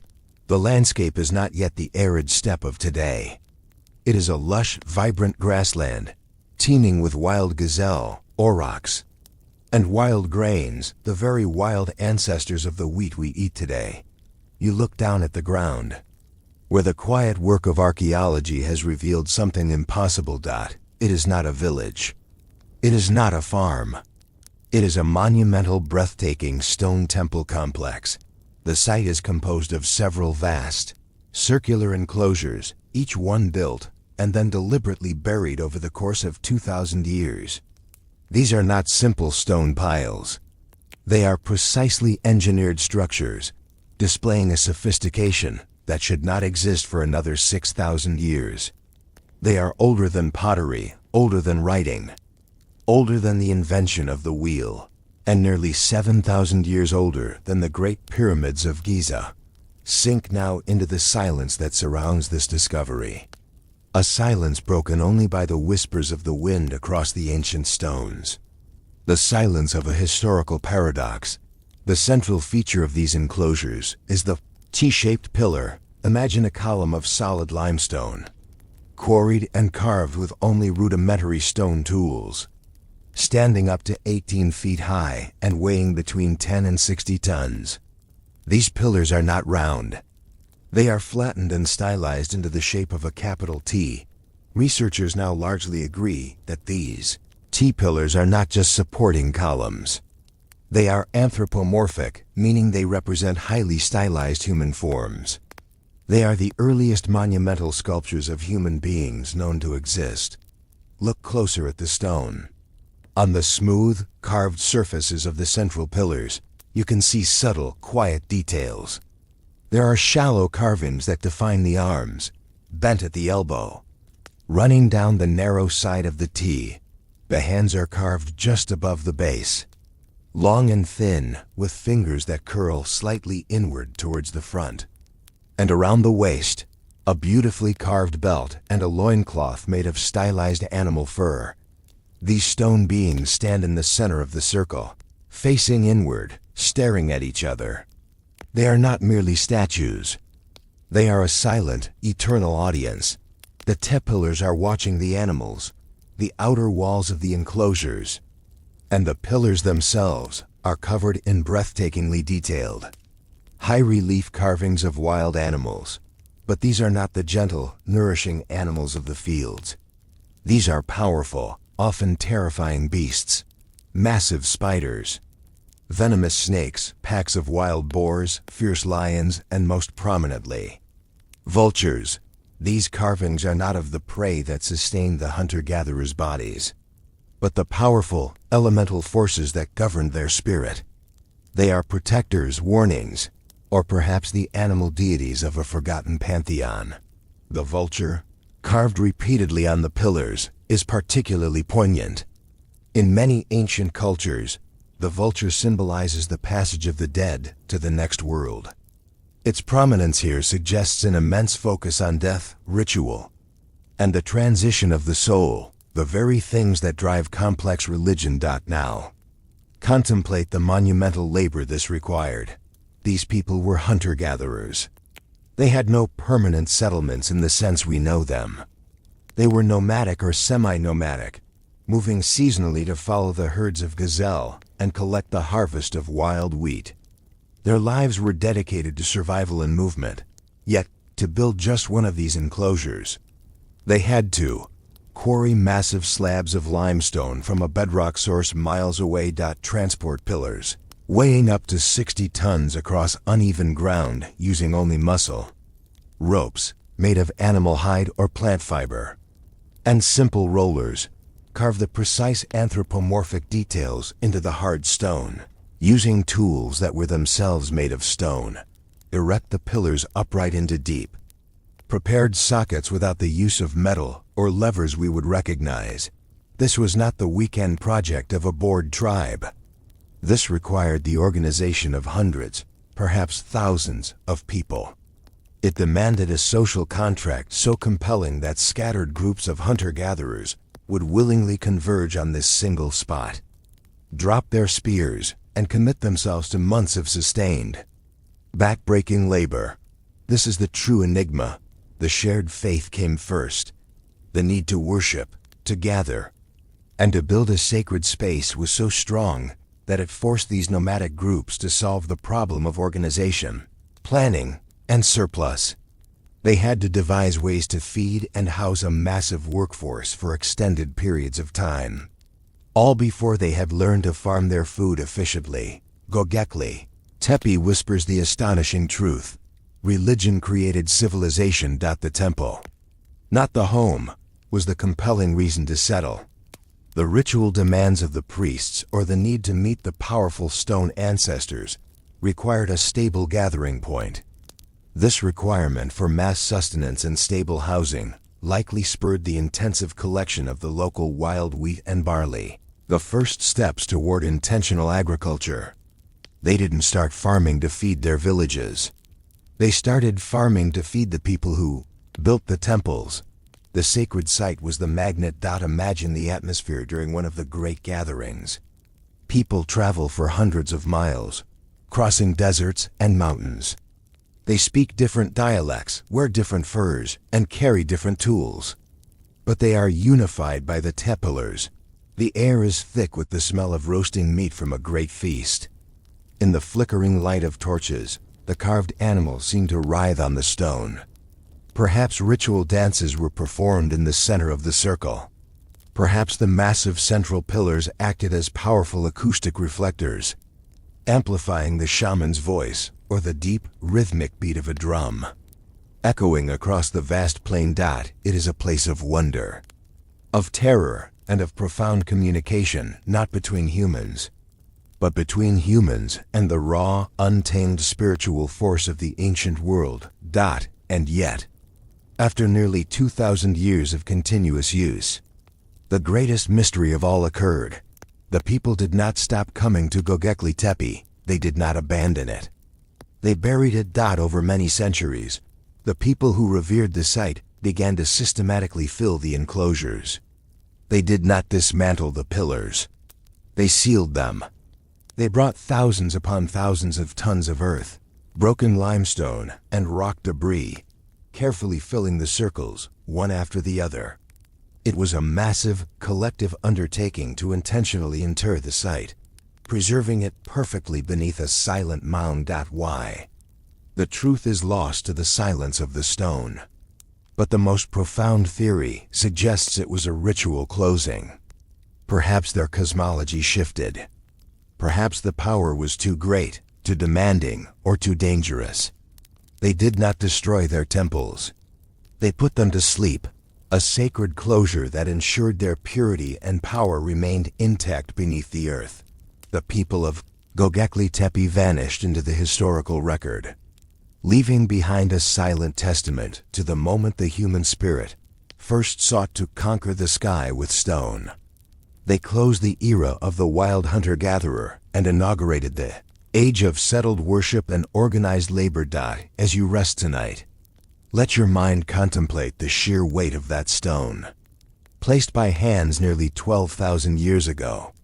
Contemplate the mystery of the collective human will, the fact that a shared idea, a shared faith, can compel people to achieve engineering feats far beyond their perceived technological capacity. The stones of Göbekli Tepe are silent now, sleeping beneath the earth, waiting for the wind to tell their secret. They whisper that before we built homes, before we planted fields, before we created banks or governments, we first built a temple. We are, at our core, the spiritual species. Sink into the quiet knowledge that the human drive for meaning is older than the oldest city. The great mound stands guard over the beginning of civilization. Sleep in the shadow of the great, silent pillars. Let the monumental silence of Göbekli Tepe and the hard, cold mystery of its stones soften and recede. We now turn our attention from the spiritual mountain peak to the practical, fertile earth, specifically, the rich, loamy soil of the Fertile Crescent. We are witnessing the great pivot of human history. A slow, gentle, yet utterly profound transition known as the Neolithic Revolution. This was not a quick invention like the mastery of fire. It was a commitment, a deep, abiding pact between humanity and the earth itself. It was the decision to trade the wild freedom of the wanderer for the patient security of the settler. Imagine standing on the rolling hills of what is now the Middle East. Approximately 10,000 years ago. The world is growing warmer, the vast glaciers have retreated, and the climate is stable and forgiving.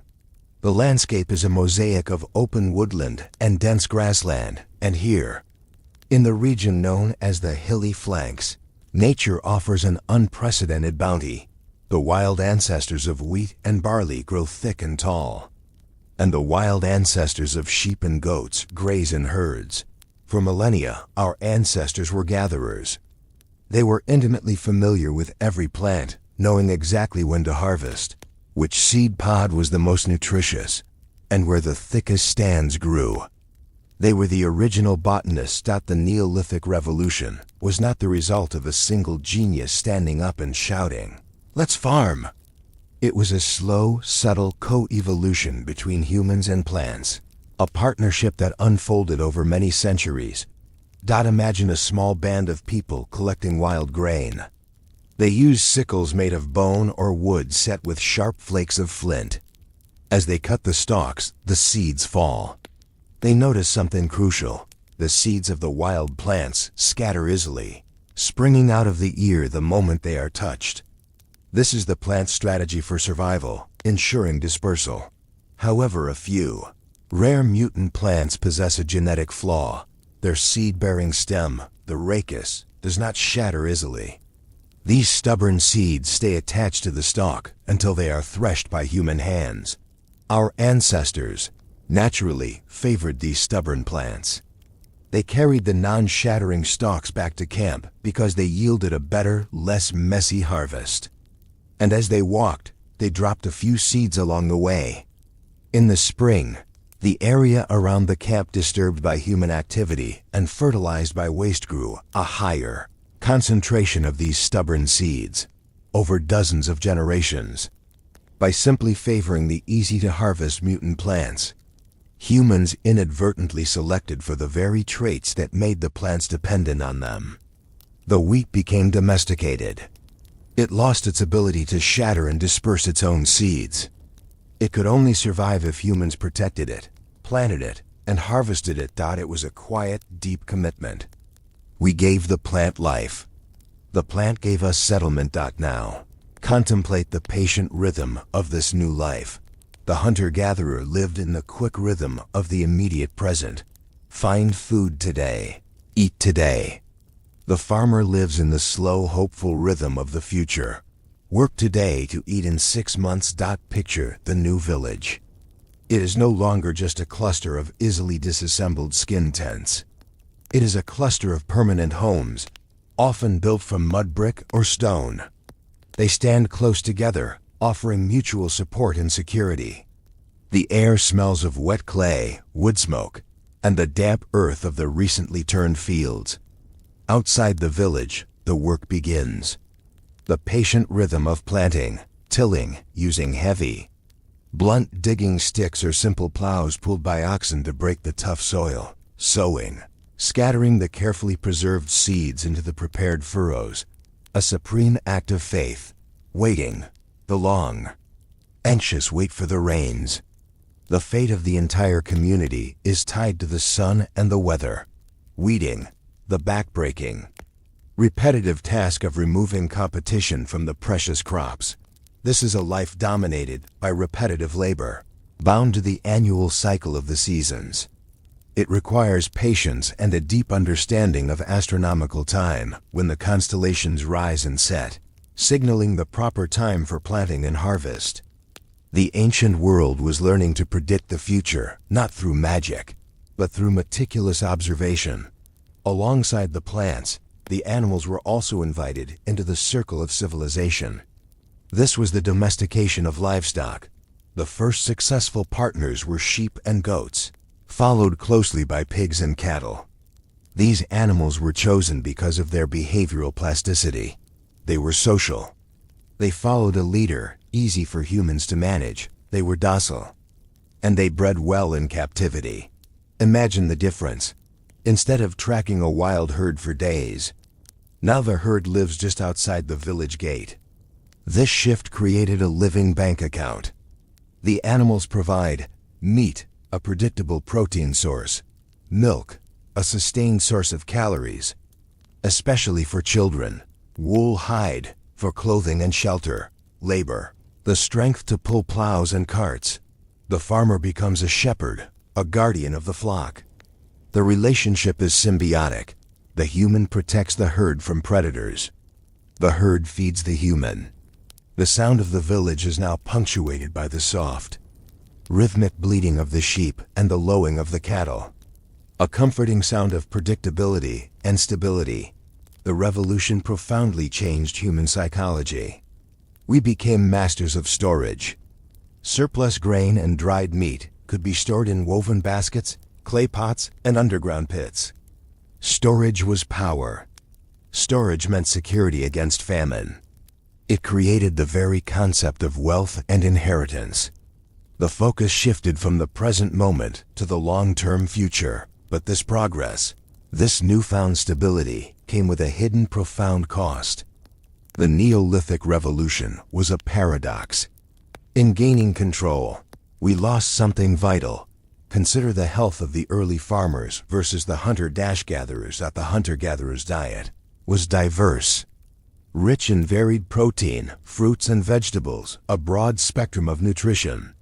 The farmer's diet was a monoculture, primarily wheat or rice. While high in calories, this lacked essential vitamins and minerals, leading to chronic malnutrition. Archaeologists see the evidence in the bones, teeth. Hunter-gatherers rarely had cavities. Farmers, consuming starchy grains, suffered from rampant tooth decay and gum disease. The grinding motion of farming life wore down the teeth, height and health. Early farming populations were often shorter and more prone to specific diseases and stress. Lines in their bones, Harris lines, indicating periods of cyclical malnutrition. The reliance on a single crop meant that one bad harvest could wipe out the entire food source. Furthermore, the dense, permanent settlements created new, terrible problems: disease, living in close, unsanitary quarters with thousands of other people and their domesticated animals created an ideal breeding ground for zoonotic diseases. Illnesses passed from animals to humans. Measles, smallpox, influenza. These diseases emerged as a tragic byproduct of our close, successful relationship with our livestock. The price of settling down was the invention of the epidemic. The social structure also changed forever. The hunter-gatherer was often egalitarian, sharing resources immediately.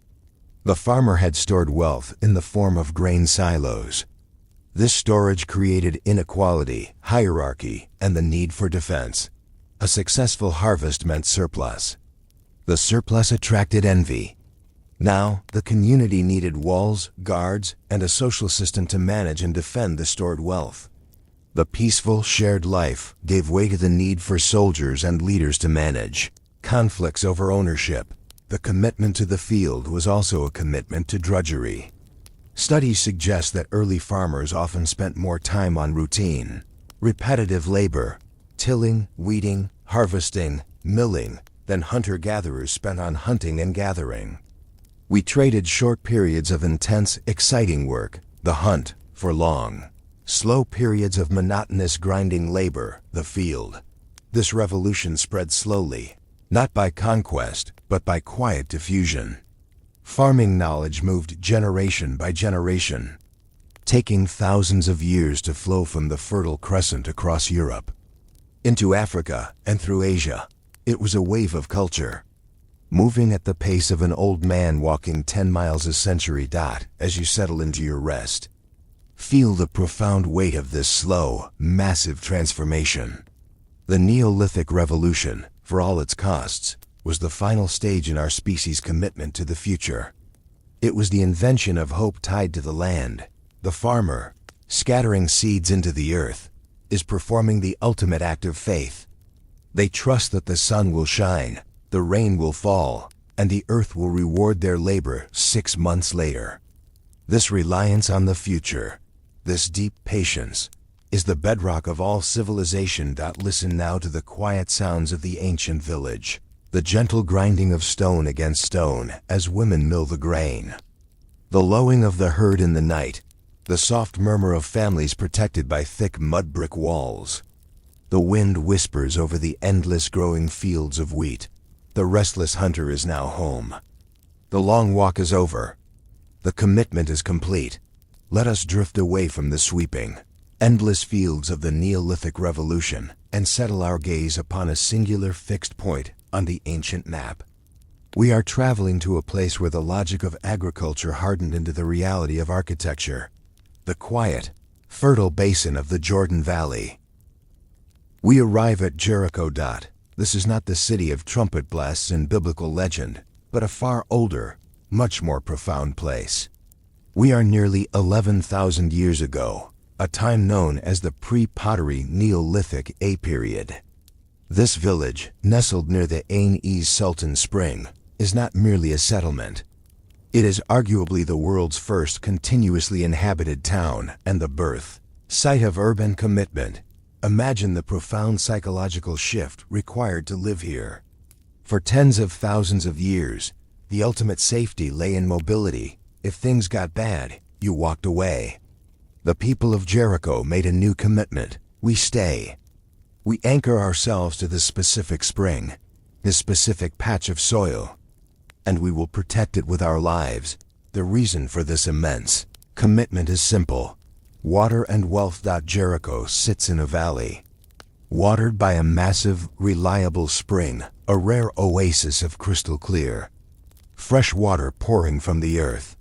Furthermore, it is situated close to the Dead Sea, a vital source of salt and bitumen, tar, essential commodities for preservation and trade.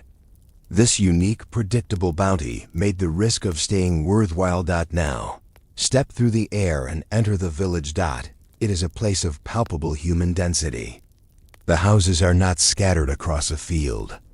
They are clustered tightly together, built of thick, sun-dried mud brick, round in shape like beehives. The ceilings are low, the doorways are narrow. Listen to the layered sounds of the earliest community. It is a constant, ambient hum of humanity, the thump-thump of women grinding wild wheat into flour using heavy saddle querns, the rhythmic tap-tap of a flint knapper shaping obsidian into a razor-sharp tool, the high-pitched, steady conversation of dozens of people living in earshot of one another. The air is thick with the smell of wood smoke, baking grain, and damp earth. The noise of Jericho is the sound of social tolerance. After millennia of small silent groups of 50 or 100, these people had to learn to live with a population perhaps 5 to 10 times that size. They had to invent complex social rules, ways to mediate disputes, and systems for sharing common resources like the spring water. The close quarters meant that privacy, as we understand it, did not exist. Life was entirely communal, shared, and exposed.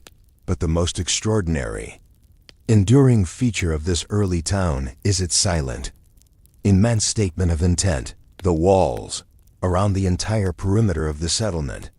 The early inhabitants of Jericho constructed a colossal stone wall. This was not a temporary barricade of brushwood. It was a massive structure, built of rough, unhewn stones laid without mortar, sometimes 12 feet high and 6 feet thick. Outside this wall, they carved a huge, deep ditch into the bedrock. This construction speaks to one irrefutable truth. Security was paramount.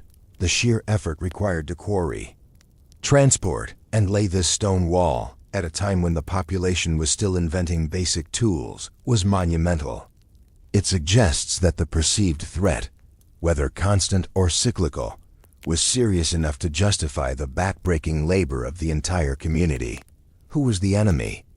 It was not the beasts of the field. The walls were built against other humans.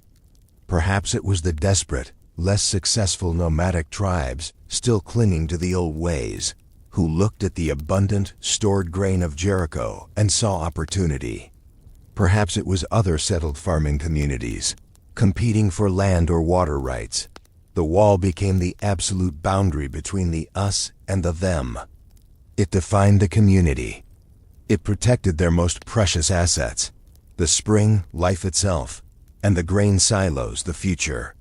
The Wall of Jericho is the first great architectural symbol of the paradox of civilization. We gather together for security. But in doing so, we create something valuable enough to attract hostility, forcing us to build even higher walls.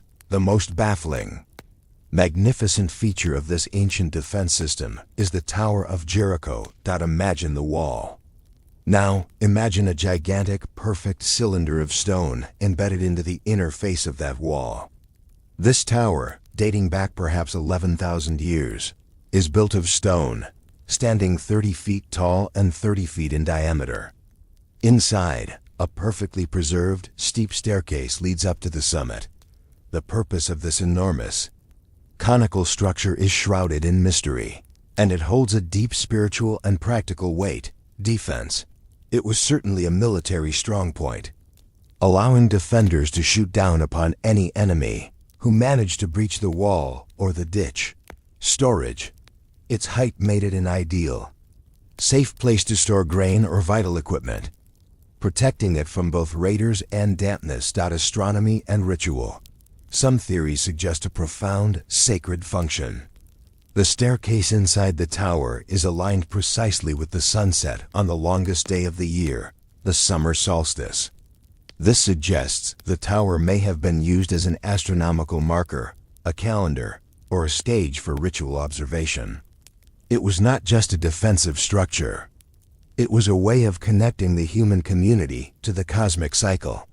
The existence of the Tower of Jericho proves that by the 10th millennium BCE, our ancestors possessed not only the organizational skills for large-scale engineering, but also the intellectual capacity for complex timekeeping and spiritual architecture. Life inside the walls fostered a quickening of social complexity. No longer did every person have to be a farmer and a hunter. The security allowed for specialization. The flint knapper, the basket weaver, and the bricklayer could rely on the farmer for food. Knowing the wall protected them all, Jericho also became a hub for ancient trade. Though it was far from mineral resources, archaeologists find large quantities of obsidian, a sharp, volcanic glass used for tools, that originated hundreds of miles away in Anatolia, modern Turkey. Jericho traded its abundant salt and its surplus grain for this valuable commodity. This trade meant that Jericho was not isolated. It was a node on an ancient, slow-moving trade network that linked together the burgeoning settlements across the Fertile Crescent. New ideas, new materials, and new genes flowed constantly through the gates of the town. The psychological commitment of the inhabitants to their mud brick homes was absolute. The houses in Jericho were not just structures. They were the first great repositories of family history. Generation after generation lived in the same spot. The ancestors were honored not in distant caves, but in the very foundation of the home. In the later period, the dead were sometimes buried beneath the floors of the houses, keeping the family lineage physically present and secure. As you settle into your quiet rest, feel the profound sense of permanence radiating from those ancient mud brick homes and the colossal stone wall. The Wall of Jericho is the first great human decision to draw a line in the sand, a line that said, "Here is where we build our future. Here is where we accumulate our wealth.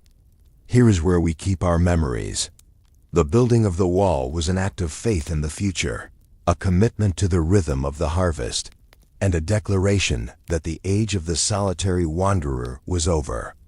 The safety of the community now depended not on the speed of their feet, but on the strength of their common stone.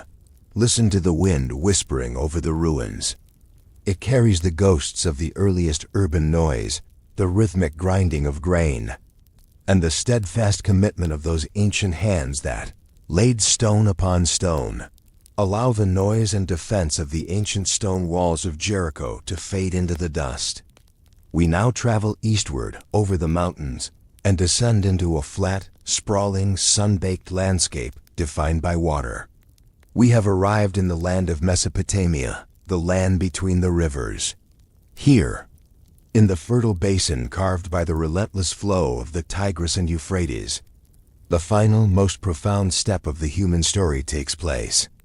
This is the birth of the city-state, and with it, the invention of history itself. We are in Sumer, approximately 5,000 years ago. Imagine the geography: a flat, vast alluvial plain, lacking stone for building and trees for timber. Its only abundance is life-giving water and endless quantities of clay.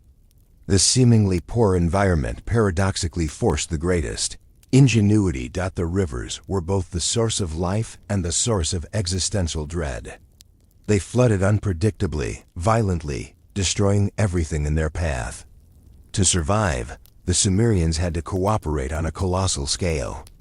They had to build and maintain massive, complex networks of irrigation canals to control the water's chaos and channel it to their fields. This required central planning, coordinated labor, and clear authority, the very foundation of bureaucracy. This ordered cooperation gave rise to the world's first true cities. Forget the fortified towns. These were metropolitan centers. Let us focus on Uruk, the largest city of its age, perhaps holding 40 to 50,000 inhabitants within its massive 6-mile-long defensive walls. Step inside Uruk. The contrast with the quiet Neolithic village is jarring. This is a place of organized chaos, a vibrant, continuous symphony of noise and activity. The air is thick with the smell of dried fish, baking mud brick, dust, and the deep, humid scent of the river. The people are packed densely into narrow, winding alleyways. Unlike the simple homes of Jericho, here we find profound specialization of labor. Not everyone is a farmer. There are weavers, brewers, who produce the staple drink, beer, metalworkers, soldiers, builders, priests, and most importantly, scribes. This immense complexity, the tracking of thousands of people, their taxes, their grain yields, their labor contribution to the canals, and their trade with distant lands overwhelmed the capacity of the human mind. Speech and memory were no longer sufficient to run a city. The sheer volume of goods flowing into and out of the central temple economy demanded a system of external, permanent memory. This pressing, practical need, the simple requirement to keep an accurate ledger, led to the most profound invention in human history: writing. The Sumerians did not invent writing to compose poetry or record kings. They invented it to record taxes. Imagine the original form. It began with simple pictograms, a crude drawing of a cow to mean cow, or a sheaf of wheat to mean grain. But the administrative demands quickly outgrew these cumbersome drawings. They needed a faster, more abstract system. Now, picture the scene in the temple courtyard.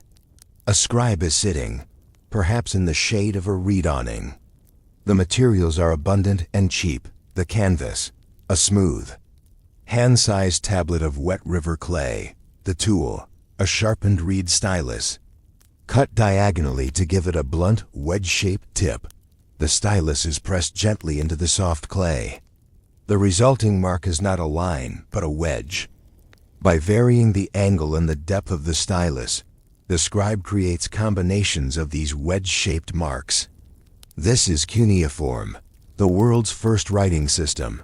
Listen to the rhythmic sound of the invention of history, the soft press and pull of the stylus into the clay, the silence of the scribe's concentration, contrasting with the noise of the bustling city around him. The cuneiform script went through a miraculous cognitive transformation. The symbols stopped representing just the thing, for example, a picture of water, and began representing the sound of the thing, the syllable A. This shift from the concrete to the abstract was the greatest leap in human thought since the mastery of fire. Suddenly, symbols could be used to write down words, names, concepts, and ideas that could not be drawn. The world of information was unshackled from the fleeting nature of speech. As soon as the clay tablet was inscribed, it was baked hard in the sun or fired in a kiln. The words became permanent. They could be transported across deserts and oceans, and they could last for millennia. The city now had an eternal memory. The organizing principle of the city, both spiritually and economically, was the ziggurat. Imagine the center of Uruk. The ziggurat is not a pyramid. It is a massive multi-tiered step pyramid temple, built entirely of sun-dried mud brick, rising high above the flat plain and the low city houses. Why build so high? Divine connection. It was seen as a man-made mountain, a staircase or bridge connecting the earthbound community to the sky gods. The realm of the divine. Central authority. It physically demonstrated the religious and political authority of the priest-king, unifying the populace under a single central belief system. Economy. The base of the ziggurat complex housed the great granaries, the tax collection points, and the scribal schools. It was the administrative engine of the state. The ziggurat was a testament to the fact that organized religion and organized economics were born together in the same crucible of urban necessity. Once writing was perfected for accounting, its power was quickly turned toward higher purposes. The Sumerians invented law rules of conduct, etched in clay to govern the unpredictable lives of thousands of people, later perfected by Hammurabi. And then they invented literature. In the city of Uruk, a king named Gilgamesh ruled. After his death, the scribes of Sumer recorded his legendary journey. They scratched into clay the tale of his arrogance, his friendship with the wild man Enkidu, his grief, and his desperate, existential search for immortality. The Epic of Gilgamesh is the world's first surviving great work of literature, a profound meditation on mortality, friendship, and the meaning of human life. With this, humanity gained something utterly new: history. Before the clay tablet, history was fluid. It was the story told by the oldest person in the tribe, shifting slightly with every retelling, always living in the realm of memory and myth. With the clay tablet, history became fixed. It became a permanent, verifiable, external record.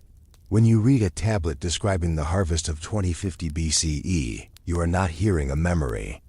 You are reading a direct, deliberate message sent across 5,000 years. The Sumerians broke the boundaries of time. This invention of permanent record-keeping allowed for the birth of science, astronomy, complex mathematics, and geometry, bureaucracy, and the massive, complex governmental systems that define every state today. All of it flows from the simple, deliberate pressing of a reed into wet clay. As you prepare to rest, listen for the quiet echo of that ancient, rhythmic sound. The press, pull of the stylus. Contemplate the vast, quiet permanence of those clay tablets, sitting in the dry earth, waiting for the light to reveal the truth they hold. They contain the earliest tax receipts, the first love poems, the first laws, and the first stories of human grief. You are now at the true beginning of the recorded world. The age of unrecorded mystery has passed. The Sumerians gave us the tools to remember, and in remembering, they granted us the ability to know ourselves. Drift now from the crowded, complex clay brick cities of Mesopotamia. Leave the anxieties of the unpredictable Tigris and Euphrates behind. We are traveling west, following the ancient trade routes until we reach a landscape of stark, breathtaking contrast, a place where life is not a struggle against chaos, but a harmonious alignment with cosmic order. We have arrived in ancient Egypt, the civilization that Herodotus rightly called the gift of the Nile. This is a civilization built not on the dynamism of change, but on the profound assurance of eternity. The entire Egyptian worldview was dictated by the predictable, steady rhythm of one single, majestic river. Imagine the perspective from a high desert plateau. The world is divided into two distinct colors, two opposing spiritual realities. To the east and west, there's the red land, Deshret, the vast, arid, endless desert of blinding sand. This is the domain of chaos, Isfet, the realm of death, foreign enemies, and all things unpredictable. But along the center, cutting a clean, sharp line through the desert, is the black land, Kemet. This is the narrow, fertile ribbon of dark, moist soil, a ribbon of life that stretches for hundreds of miles. This is the realm of order, Mate, the home of the living, and the eternal promise of the river. The river itself is the only clock. Unlike the erratic floods of other rivers, the Nile's annual inundation, Akhet, was a scheduled event. Every year, around the modern month of July, the river would swell, gently overflowing its banks and covering the narrow black land. This flood was not destructive. It was enriching, depositing a layer of fresh black, nutrient-rich silt that revitalized the soil. When the waters receded, the ground was perfectly prepared, fertilized, and ready for planting. The 3 seasons of the Egyptian year: inundation, Akhet, growing, Pere, and harvest, Shemu, were all dictated by the pulse of the river. This rhythmic certainty fostered a profound optimism and a deep-seated belief that the universe was fundamentally good and orderly. This belief system was known as Mayat. Mayat is the foundational concept of Egyptian civilization. It is truth, balance, cosmic order, justice, and harmony. The pharaoh, the living Horus, existed solely to maintain Mat on earth, ensuring that the human world remained aligned with the divine. Predictable cycles of the river and the sun, because the river guaranteed the harvest, and the pharaoh guaranteed the cosmic order. Egyptian civilization achieved a level of stability unprecedented in human history. Lasting for nearly 3,000 years, the focus of this stable, prosperous life was not the fleeting moment, but eternity. The Egyptians believed in a dualistic soul. The Ka was the life force or essence, which needed nourishment even after death. The Baya was the soul, or personality, which could fly out of the tomb during the day, interact with the world, and return at night. To ensure the continuity of both the Ka and Bai, the body had to remain intact, leading to the complex, ritualized process of mummification.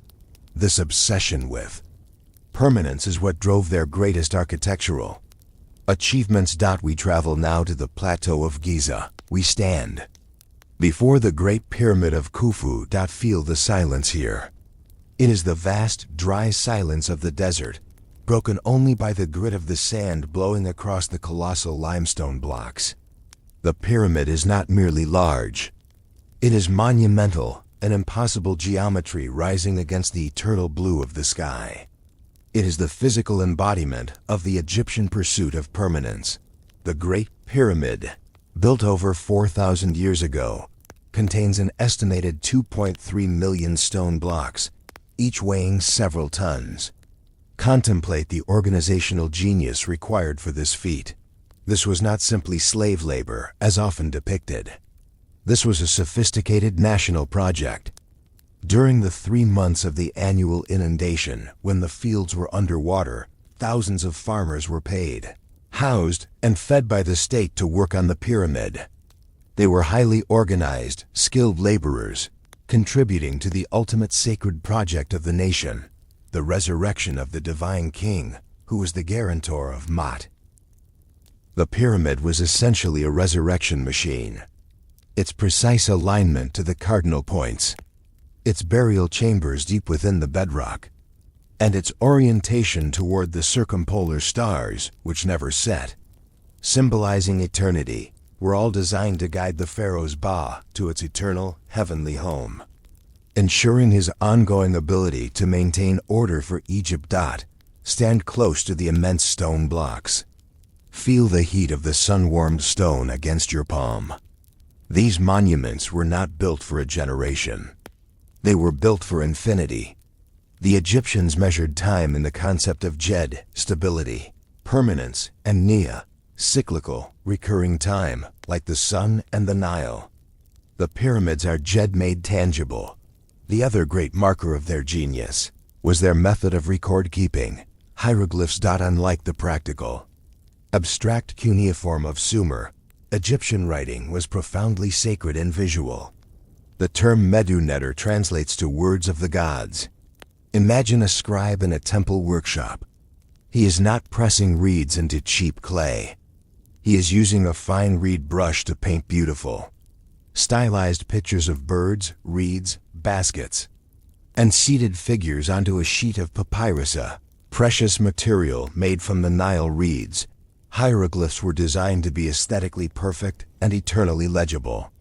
They were decoration, art, and language all at once, meant to transmit power and meaning even if the language was forgotten.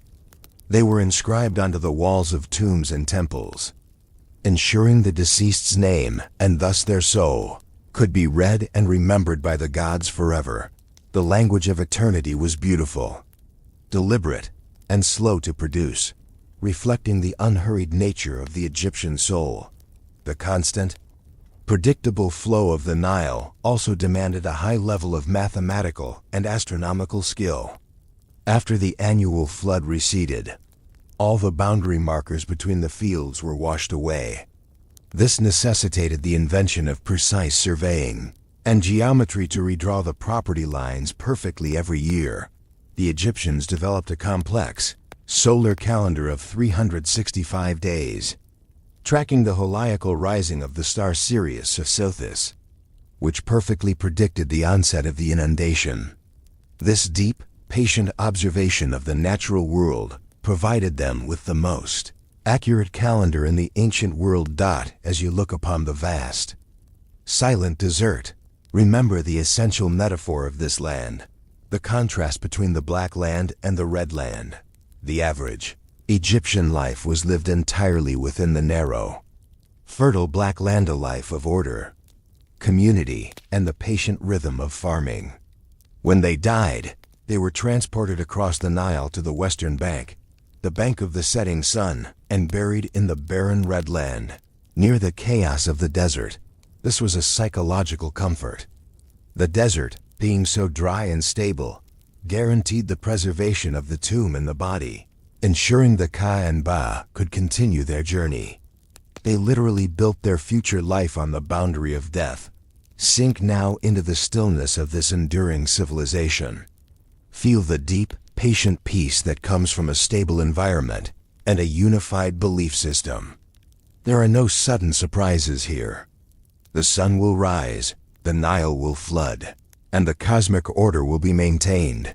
The Egyptians taught the world the power of organization on a national scale and the profound beauty of aiming for immortality. They showed us that human effort, when guided by a singular, persistent vision to outlast time itself, can transform the landscape into a permanent museum of human faith. Rest now, in the quiet assurance of the steady flow of the ancient river. The pyramids stand eternal watch over the sleeping world. The sun sets, but it will inevitably rise again. You are safe in the cradle of stability. Allow the deep, measured stillness of the Egyptian Nile and the massive inert weight of the pyramids to settle into memory. We now pivot our focus from the vertical ambition of stone to the horizontal reach of metal. We are entering the Bronze Age, a period spanning roughly from 3300 BCE to 1200 BCE. This era represents the ultimate triumph of human ingenuity over raw nature, a transformation driven not by finding a material, but by deliberately inventing one. The Stone Age was brittle, relying on the chance discovery of flint or obsidian. The Bronze Age was resilient. It required patience, fire, knowledge, and above all, trade. It was the moment the world became functionally, politically, and economically interconnected. Imagine the sound that defines this era, the rhythmic, ringing thump of the hammer on the anvil. Before bronze, tools and weapons were made of copper. Copper is beautiful, easily worked, and abundant in places like Cyprus, the Copper Island. However, it is also soft. A copper axe blade will quickly dull or bend against bone or hard wood. The transformation began in the ancient forges. Smelting copper required a massive controlled fire, a specialized furnace fed by bellows, heating the ore until it melted and separated from the rock. This organized, industrial use of fire marked a technological and social leap. The true secret, however, was in the alchemy.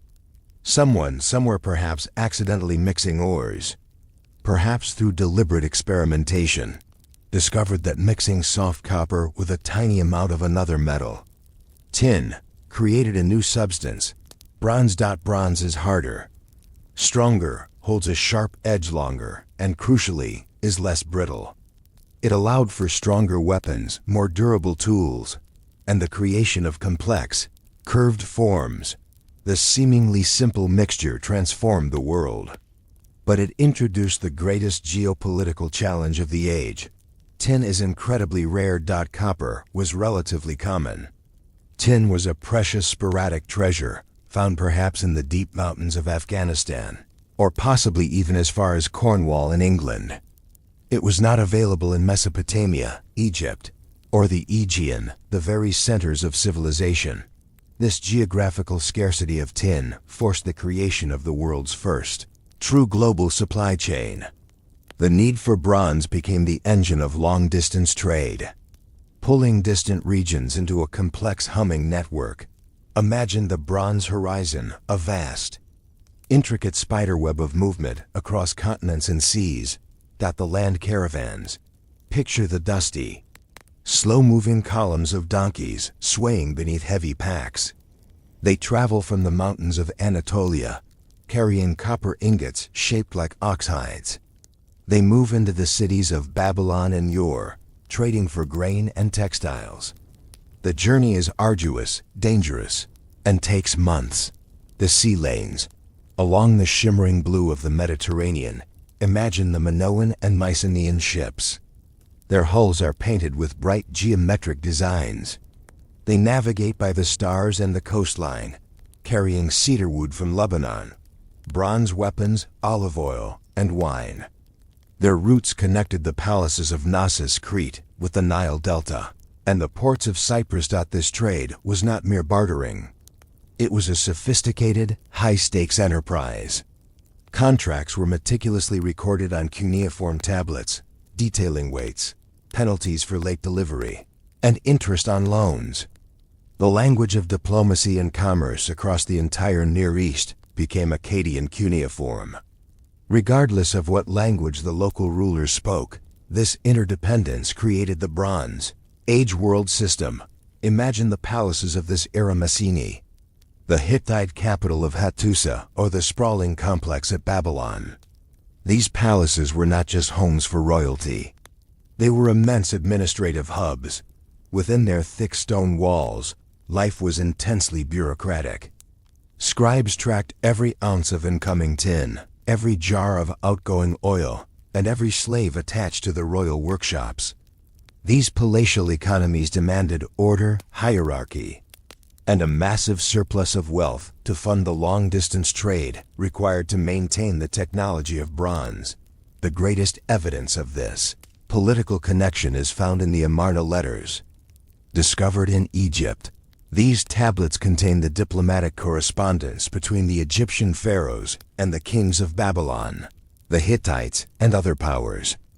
They reveal a world of formal address.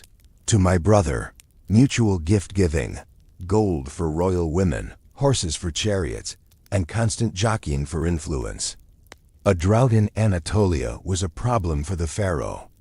Because it might interrupt the flow of tin, the system was beautiful, complex, and immensely fragile. Bronze revolutionized the art of warfare. When armies met, the difference between stone axes and bronze swords was immediate and deadly. Bronze swords were lighter, sharper, and more durable. Warriors could be clad in fitted bronze scale armor, making them virtually impervious to stone weaponry. The technology dictated the outcome. The ultimate expression of this new power was the chariot. Imagine a light, elegant wooden vehicle covered in leather, pulled by two fast horses, carrying a driver and an archer or spearman. The wheels, spokes, and axles were reinforced with bronze fittings. The chariot was the tank of the ancient world, fast, mobile, and devastating on the flat plains of Mesopotamia and Syria. Listen to the sound of history being decided, the thunder of dozens of chariot wheels, the drumming of hooves, and the terrifying twang of composite bows firing from a mobile platform.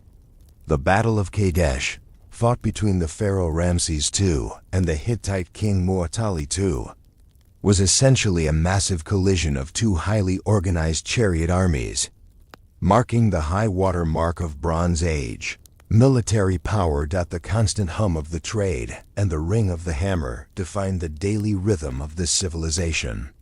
The metal itself changed the perception of wealth. Gold was beautiful, but bronze was power. Bronze meant you could win the next war, build the next irrigation tool, and secure the next harvest.